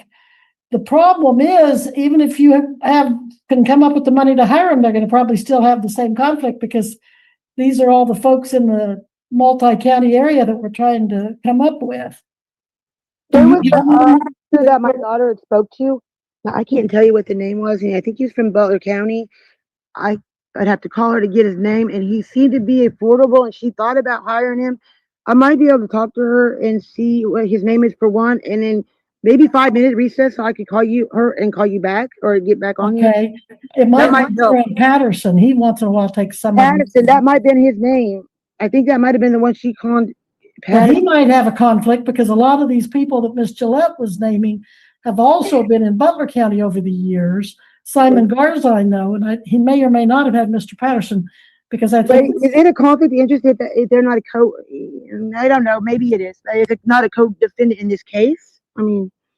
Does anyone I don't have a problem with it. Mr. Fabre, Miss Gillette, would you have time to let her, if we recess for a bit, to let her call her daughter and see if she had any luck coming up with someone? Yes, Mr. Fabre. I'm conflicted either way, so I don't mind hanging around if you want, but if I could just be excused, I'm gonna have to. Any objection why Mr. Fabre should not be excused? Yeah, I'm fine with you just sending out an email to let everyone know, because it's going to have to go through Missy and she's going to have to talk to him. But I just think we need to get a new date so that Ms. Mock knows when her new date is going to be. Are you talking to me about email? Send an email? Say that again, please. Were you talking about me just to send out an email when I find the information? Is that what she said? Well, just whenever we find an attorney. Okay. First order of business, Mr. Fabre's motion to withdraw for conflict is granted and you are excused, Mr. Fabre. Thank you for your time and willingness. Thank you, Judge. Thank you, sir. So you're excused, and Ms. Gillette, I think your suggestion was very appropriate and helpful. So Missy, I don't know if you want to try to set a date without knowing if the attorney's available? Well, do we just want to put it on the PHC docket for now? Let's do that, and then that'll solve that problem. Missy's reading my mind today. Yeah. Just coming up with good ideas. We could do February 27th, or we could go to March 13th. Well, I understand we have an issue with labs coming back too, Ms. Gillette. Do you have a preference on those 2 days, keeping in mind the lab reports? Well, this will be a PHC, so then we'll set the prelim from there. Well, we'll know by then if they will be back. All right. Let's go with the earlier then, February 27th, and will that be at 1:30?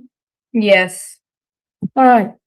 Ms. Mock, a couple of things. I'm going to order that you reappear, regardless of who your attorney is, for preliminary hearing control, February 27th at 1:30 by Zoom. Okay. And I will touch base with somebody at the courthouse today after I talk to them. Will that help? What do you want her to do, Missy? You want Yes, if she can just call me after she talks to her daughter. Okay.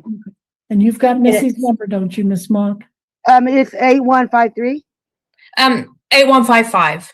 8155. Okay. Okay. All right. So that's what we'll do. We'll let Miss Gillette get back to all of her activities that she's responsible for. And Miss Mock, I'm gonna let you go call your daughter, and then you and Missy somehow Missy's gonna find an attorney, or you will find an attorney that does not have a conflict in representing you. I apologize for this, and you guys have a good day. Thank you. Thank you. All right. Oh. Adjourned. Everyone is excused.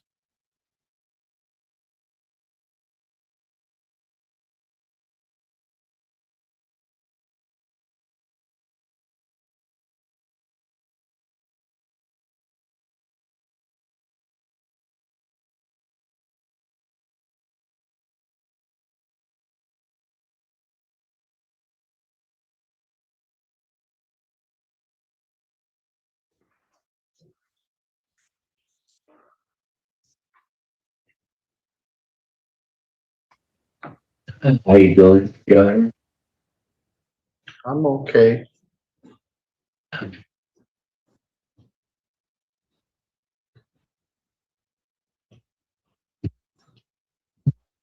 This is file number 251910. Are you Aaron Leslie McDaniel? Yes, sir, I am. All right, Mr. McDaniel, you got charged with domestic violence second offense on your girlfriend, Gina Huser again. That Yes, sir. occurred allegedly on August 27th, 2025. And we've been trying to get you in here for an arraignment ever since. Yes, sir. You got arrested on that in December and you didn't show up for your arraignment. We've been trying to get you here and you got picked up last night. How did you get Sorry. picked up? Sorry about that, Your Honor. I'm homeless and the cops came to the homeless camp and found me there. All right. Where's the camp? That's behind Dunham's and Sturgis. Sorry, I'm getting really sick, so I'm kind of scratchy. All right. Mr. Paul Gibson is here with us from the Public Defender's Office. You had an assault and battery in 22 and you had another domestic assault on Miss Huser, I think in 24. And this is charged as a second offense. The original bond was $1,000. I changed it to $5,000. You kept calling and like saying, well, the check's in the mail. I'm going to come over there. Trying to get you in here since December, and here it is February. I wasn't for sure how to handle it, Your Honor. I handled it kind of wrong. I apologize. All right, I'm going to appoint an attorney and set an attorney pretrial. If I set it for March 6th, it'll be more than 28 days away. I'm going to set it for February 20th. Yes, sir.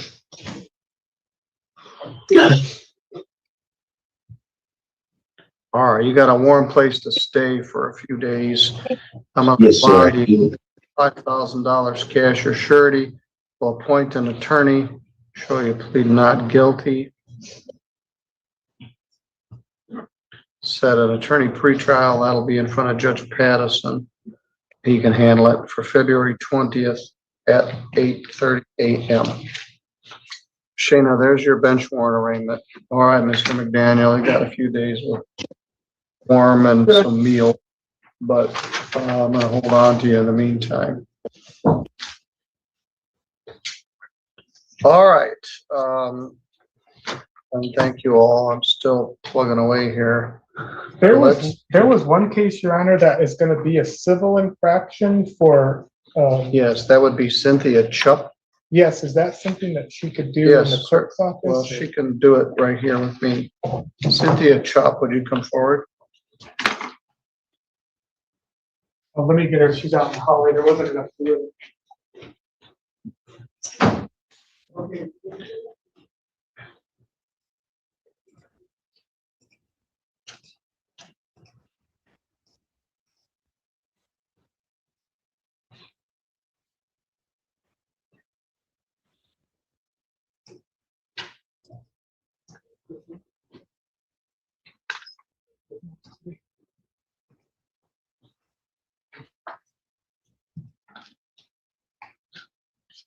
This is file number 22977 SM. This is a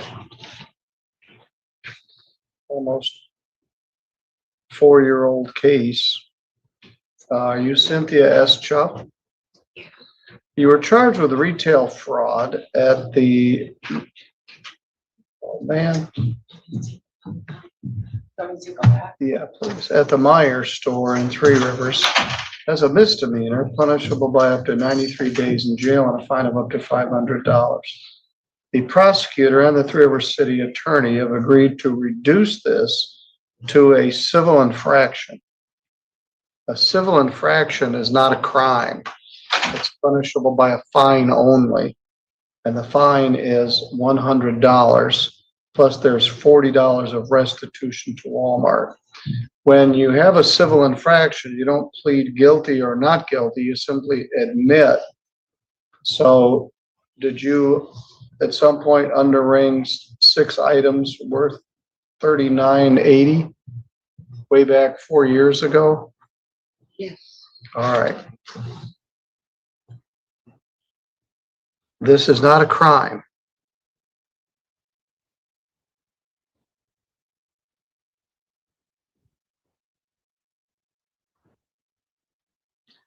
Fine is $100 and $40 restitution. Can you pay $140 today, or do you need some time to pay this? Can you pay today? Yes. Yes. All right, I'm gonna have the bailiff take you out to the counter. Let me repeat, this is not a crime. It's a civil infraction. $100 fine, most of which goes to the city of Three Rivers, and $40 to Walmart. All right, you're good to go, man. Christy Sanderson.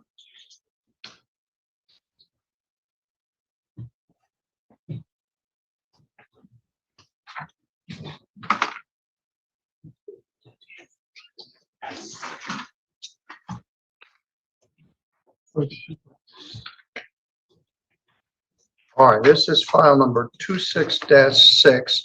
Are you Christy Sanderson? Yes, Your Honor. You're charged with domestic assault, and according to your attorney, the matter has not been resolved. We're going to set this for a final pretrial. I don't see that you owe any money. The complaining witness here is Jason McVicker and Mike Candolph. Do you understand you're not to have contact with either of those people? I think Candolph is the police officer. Yes, Your Honor. All right. I show an address for you of 7th Street. Are you still there? No, sir. Do we have your current address? Probably not. All right, I want you to stop out at the counter and give your current address.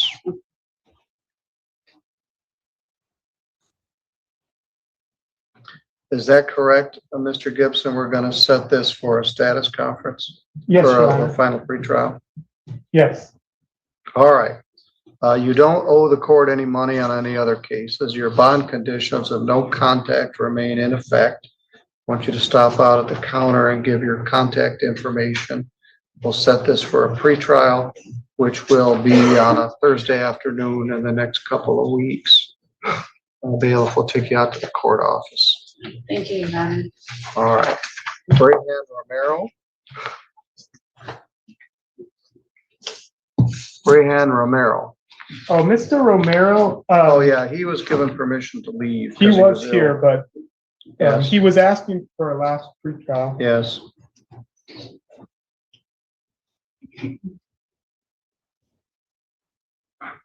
He does have an unpaid fine, and I believe he did discuss that with the clerk. Stephen Campbell.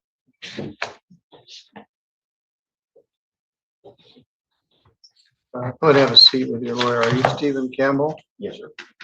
Mr. Campbell, you're charged with domestic assault, 2 separate incidents. One is alleged to have occurred in file 252422 on December 23rd, 2025, and the complainant is Tiffany Webster. There's another charge the next day, December 24th, and the complainant is Tiffany Webster.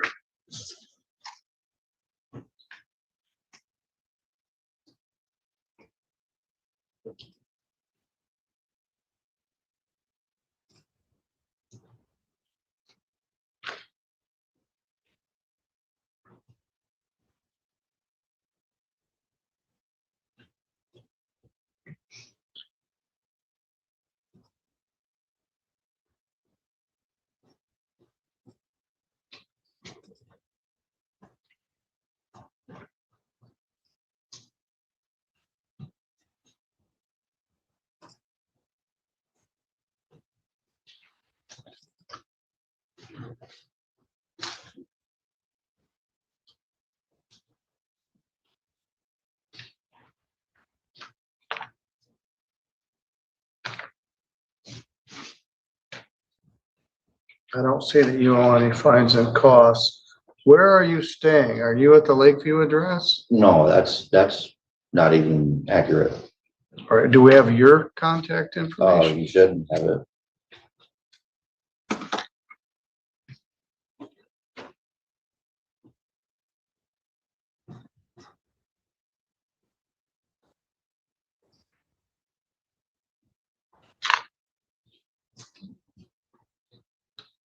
Edka Avenue? That's where I'm at. All right. But that's the address you can't go, right? That's the address I can't go to yet. All right, so where are you staying? I'm staying at my sister's. Do we have that address? He gave it She to gave it me. to him, yeah. All right. But I don't think you have it, no. I want you to stop out. There's a bond condition that you're not to have any contact with Miss Webster. Do you understand? Yeah. All right, if you want to end up back in jail, that's the best way to do it. But we're gonna set a pretrial conference. We'll set several for Mr. Gibson on the same day. We need current contract information.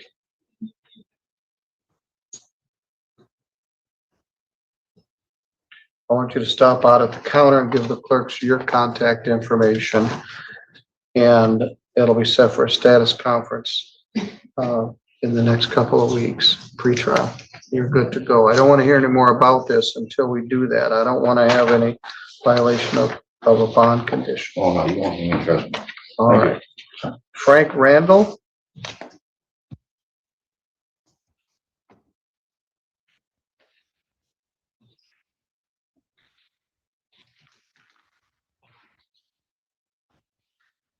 There you are. Good morning. You're Frank Randall? Yes, sir. I met you at your arraignment. You're charged with assault and battery.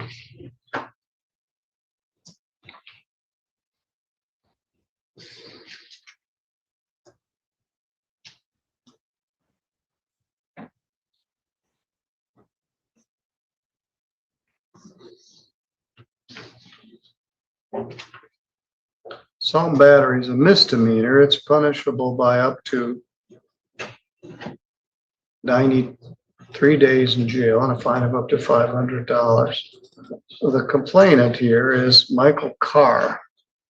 And this was that scooter deal that allegedly occurred on November 1st.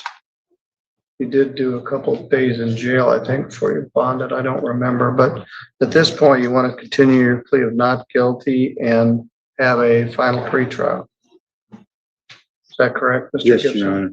Yes, Your Honor. All right, Mr. Randall, are you still at Orange Street in Sturgis? Yes, Your Honor. And I don't see that you owe any money. You do have a bond condition that you're not to have any contact with Mr. Carr. Do you understand that? I understand that. All right, you're free to go. We'll give you a notice of our final pretrial date. All right, thank you, Your Honor. All right, Autumn Lane.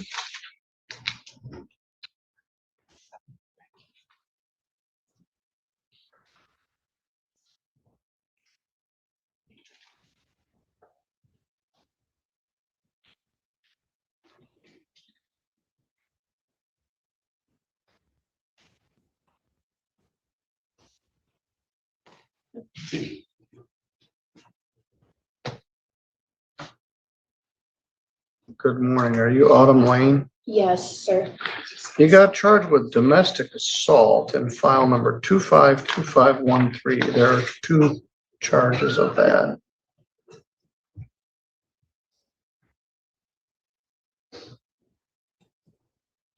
It's alleged that you assaulted Charlotte Moreno and a minor, MM, in White Pigeon Township on December 5th. You posted a bond in that matter, and it's set for pretrial today. You also have another charge. No, that's the only one. This is a tough one because you guys, I think we're all living in the same house. You didn't show up for your attorney pretrial on January 2nd, so we reset it for today. I'm not sure what happened, but you're here now. Are you living at Lutz Road? No, that's the address Where it that happened. Charlotte is living at. All right. So same thing, Mr. Gibson, we've not reached a resolution. You're asking for a last pretrial. Yes, Your Honor. All right, where are you staying? I'm staying at a motel in LaGrange. No, that's very expensive. Yeah. Are you working somewhere? I was working at the dollar store, but I couldn't get back and forth to White Pigeon. So I'm trying to transfer over to LaGrange.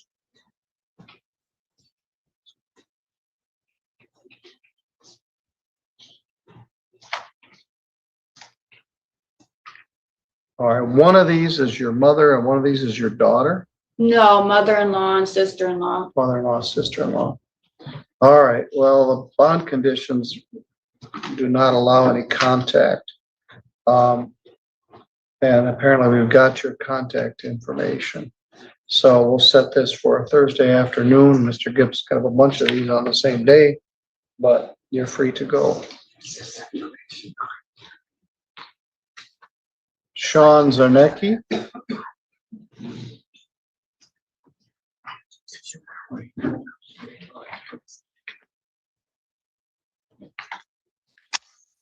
We have a lot of domestic assault cases You can today. actually go to, well, she says.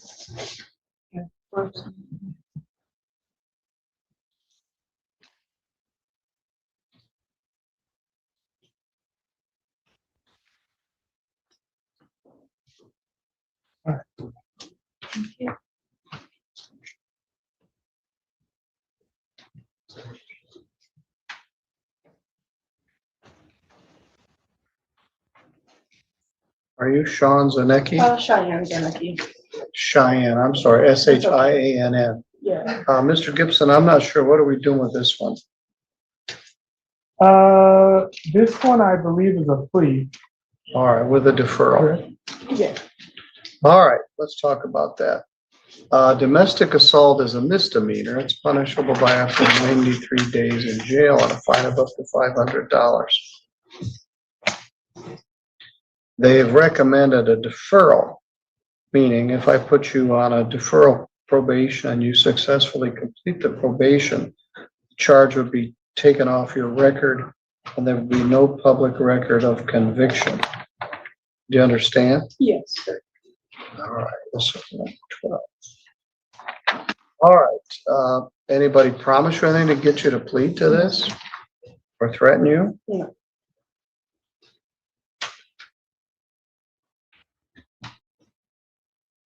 How old are you? I'm 22. And what do you do? I'm a security guard. At where? At the Morgan Olson Service. Very good. Who is Jacob Farmer to you? He's my son's dad. All right, do you understand that by pleading to this, you'll be giving up all the rights that were on the advice of rights form that you had? Yes, I do. All right, well, let's take a look at this. They say that this happened in the city of Three Rivers. You live at what used to be known as Waterfront Apartments. Yeah. Did you and Mr. Farmer get in an argument that day? Yes. Tell me what happened. We were arguing about our son. It was going back and forth for a while. I put my hand over his mouth and shut him. All right, he had some red marks on his neck. That escalated. I ended up going into the bathroom. He wasn't leaving me alone, so I put my arm up to kind of push him back, and he kept pushing against me. But he was drunk? Yeah. All right. Well, I think this is appropriate for deferral, but the law says I have to adjourn this matter at least 10 days.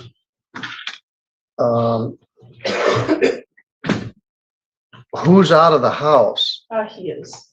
So you're there with your child? Yes. All right. Well, I don't have to worry about you being homeless for the time being. What kind of work does he do? He was not working at the time.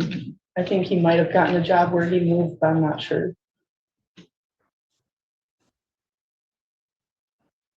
Paul, are you available Wednesday, February 25th? It says that, it looks like it says I have a district court trial scheduled and then a sentencing at 11 o'clock, so I guess so. But I'm assuming the trial, Yeah, your sentence is with me, Alexander Pappas. So I'll set this for sentence for 10:30. On February 25th.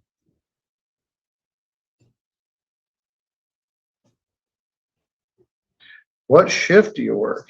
I work first shift, so I go in at 6 a.m. and get out at 2 p.m. All right, that's a good deal. Need police report.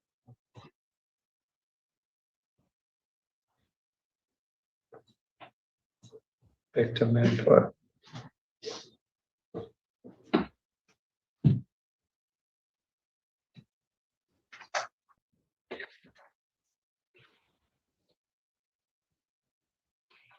There were some Zanekis that lived at Fisher Lake years ago. Is that your grandparents? No.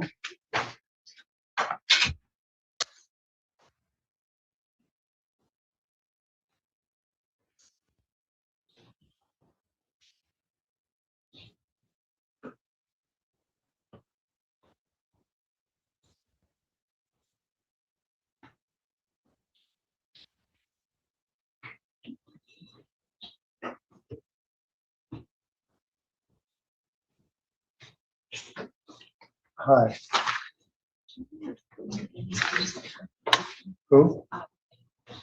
Yes, she is. I've got a whole pile of LPTs here I was gonna give to Laura. And Autumn Lane is in that pile. All right, Ms. Zarnicki, I think you're gonna be a very good candidate for the Women's Anger Management Program with a successful deferral, but I'll see you on February 25th. Thank you. All right, Paul, I think that finishes yours, which is quite a slog there. Let's keep going here. Your Honor, if I may interrupt, I'm sorry, but I've got Miss Mao here, MOW, who's Yes. got about 12 or 13 files. She Yes. was a couple hours late. She borrowed a car just to get here, but she's got to have that car returned. I just deferred and asked Luke and Jordan if they wouldn't mind if we take her case. I don't, we can. if we Yes, could- all right, yeah, she's got 10, I don't know. Yes, where do you have, here they are. Yep, and there's city, everything is, All right, well, let me first take care of Roger Shook. He's the last pretrial. We'll get him out of here. Okay. And then we can do Miss Mao.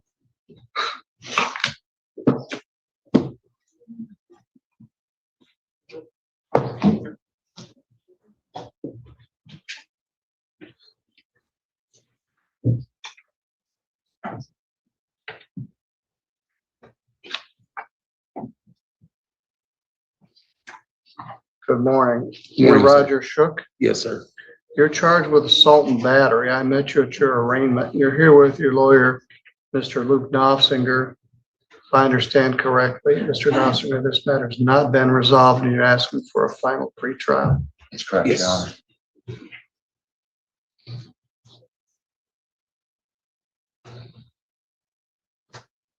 Yeah, this was the one that happened at the hospital, and the complainant was actually Three Rivers Hospital staff. You're not to go into Three Rivers Hospital or have any contact with this person, you understand? Yes, sir.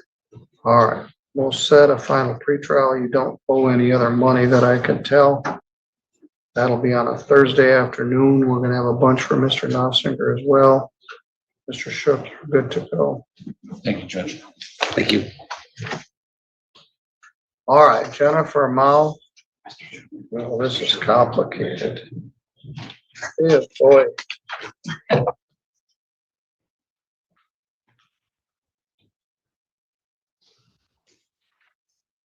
Sorry, Jordan. I would have done this last. What's your name, ma'am? He's here for one of my clients, things up for last. All right, well, who is that? Nicholas Kratzer. Let's do that. If we could just take him, he's, Let's do all your last. Ryan Featherstone, Nicholas Kratzer, Derek Ezel. Boy, you haven't resolved anything. I have three, please. Okay. Mr. Kratzer. Nicholas Kratzer is charged with malicious destruction of personal property. Boy, I don't know if we have enough Thursday afternoons to set everything. But Mr. Kratzer, this matter has not been resolved. It's going to be set for a final pretrial. Do you understand? Yeah. Are you still at the Maple Street address in Three Rivers? He's in a AFC home, Your Honor. All right. And I met with his guardian this morning. We have a kind of a plan of attack to bring to the prosecutor for the next 4 days, so there's not a rush to get this set.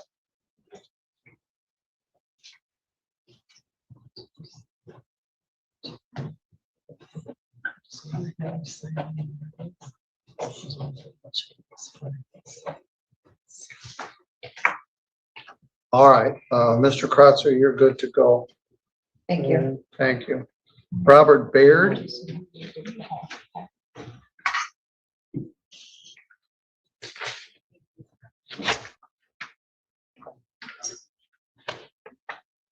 I have my clients in the hallway because there was a room. Robert Beard.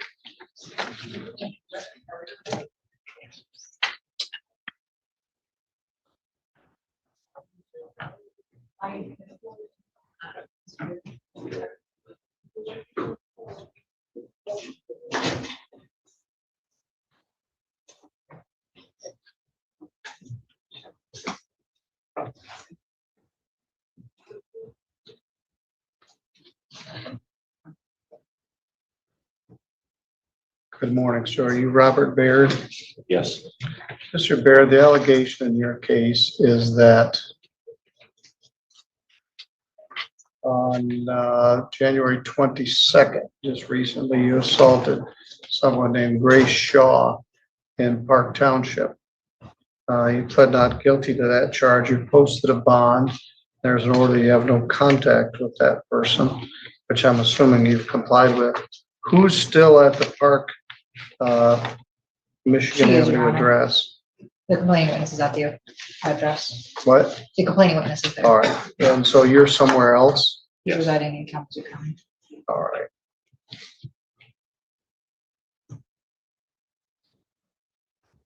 All right, we'll set a final pretrial. We're gonna have a bunch of busy Thursdays. Mr. Baird, continue to comply with the terms of your bond. You are free to go. Thank you. If I don't hear anything about this, that would be great. Brian Featherstone.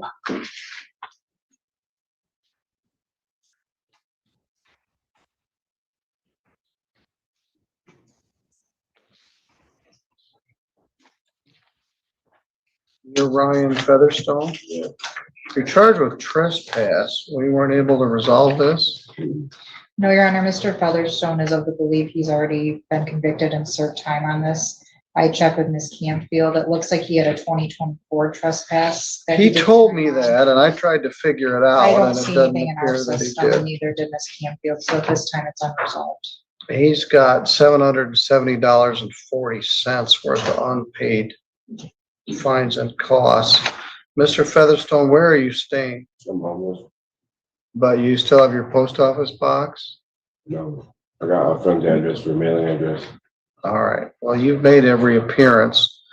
I've spent some time trying to figure this out and I think you're incorrect. I don't think you've already served time for this. With Joe Yoder, the whole scenario was all in one thing. He said, and then serve 6 months and I would get out of jail. You know what I mean? All right, well, if you're correct, the case can be dismissed. I wasn't able to determine it, neither was the prosecutor. So we'll set a last pretrial. Maybe they just fold their tent rather than have a trial on a trespass where you already did 6 months, but I don't make the charge, the prosecutor does. despite the fact that you're homeless, you do always show up for your court appearances. So stay in contact with your lawyer. We'll set a pretrial on a Thursday at 2 o'clock. I want you to check in by your unpaid fines and costs. You're good to go.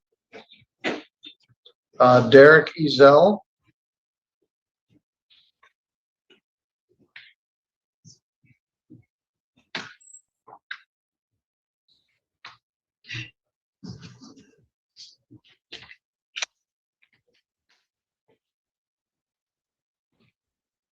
Good morning, sir. You Derek Ezel? Yes, sir.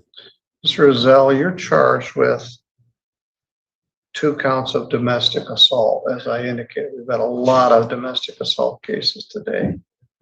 Not that many drinking driving cases, but a lot of DV cases. In your case, the allegation is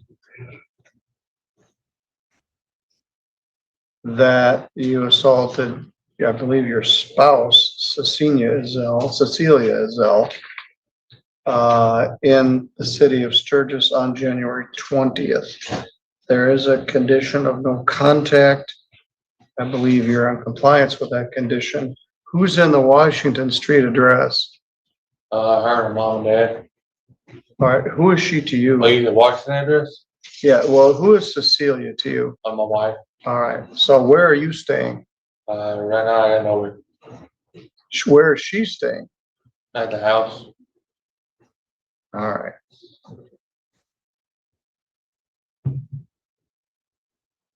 Well, so where are you staying?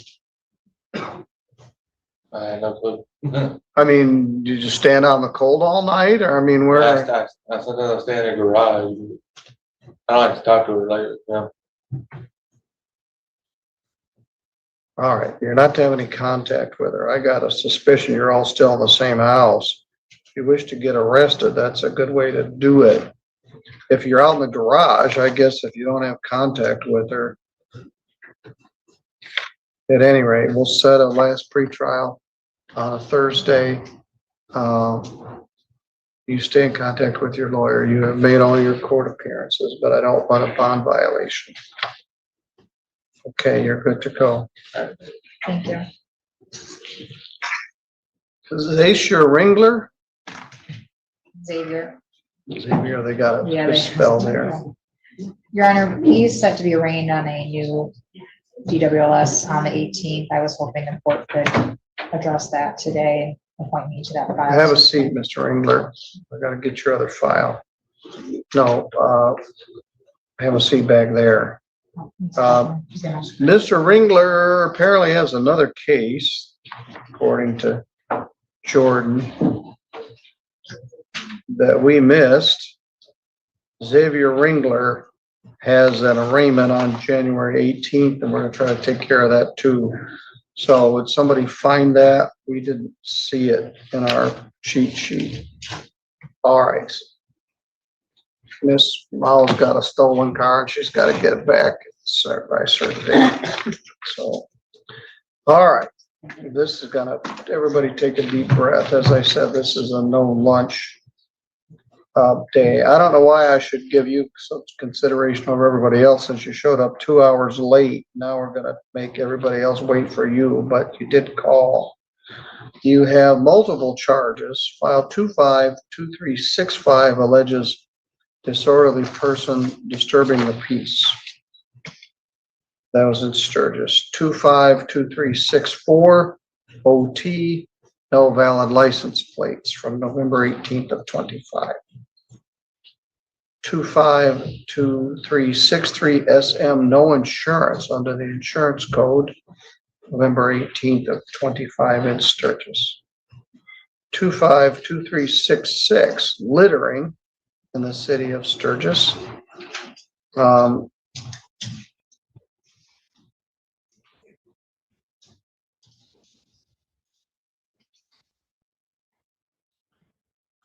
On November 18th, that was a bad day. Unlawful use of an automobile plate or title, 252742, ordinance case, November 18th. Disturbing the peace, 252743 SM, November 18th. Stray dog at large, 252156.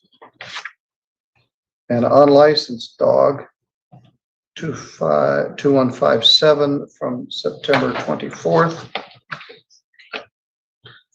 Some new license issues, filed 25 civil infraction, bunch of numbers, and no proof of insurance, and a misdemeanor plate civil infractions from September 8th, and a trespass also from September 8th under Sturgis ordinance. So let's see what I can discern here. Rhonda, maybe you can help me. Yes, Your Honor, I've got, some waivers.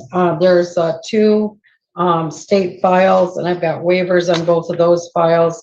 And then there's one, misdemeanor City of Sturgis file with a tag-along, civil infraction. So I could, go over those. Well, what's she gonna plead to?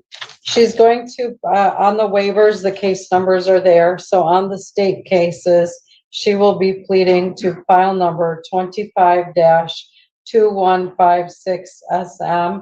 It's a dog at large. She will be pleading to 25-2742 SM, unlawful or no plate issue from November 18th. Okay. And then she, on the city cases, she's going to be pleading to 25-2366 ON. It's a littering city ordinance. And then there's, it's a tag-along civil infraction on a different case. I didn't have her sign a separate, waiver of arraignment because it's 25-102290OI. It's the tag-along ticket to 25-102290OT. What is it? It was a no registration, and then there was also a no proof insurance, civil infraction, and she will be pleading to the no proof of insurance civil infraction on that ticket, with the registration piece being dismissed. And then every other file is dismissed. All right.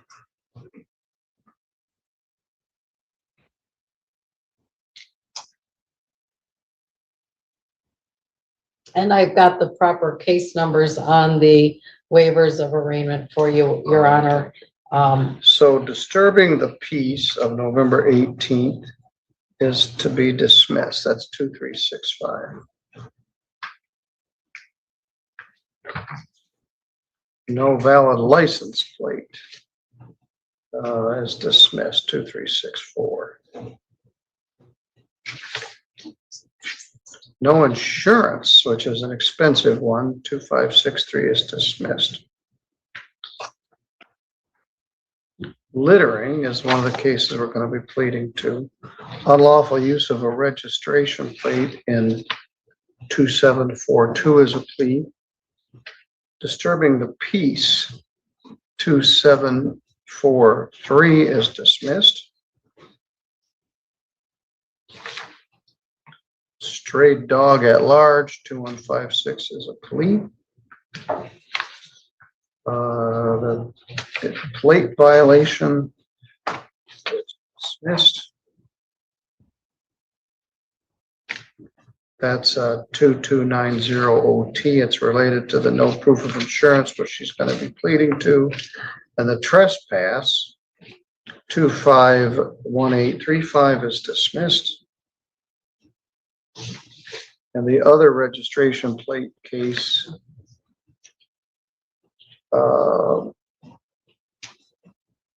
2378 is dismissed, and the other registration plate, 494, is dismissed.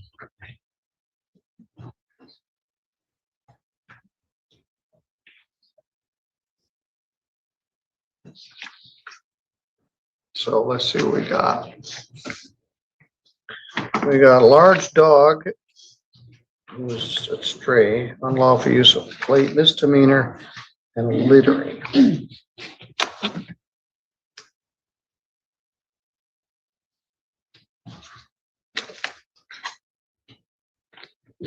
Ms. Mo, you presently have $1,670 of unpaid fines and costs, which is 1, 2, 3, 4, 5, no proof of insurance charges. And 1, 2, 3, 4, 5 previous license plate charges.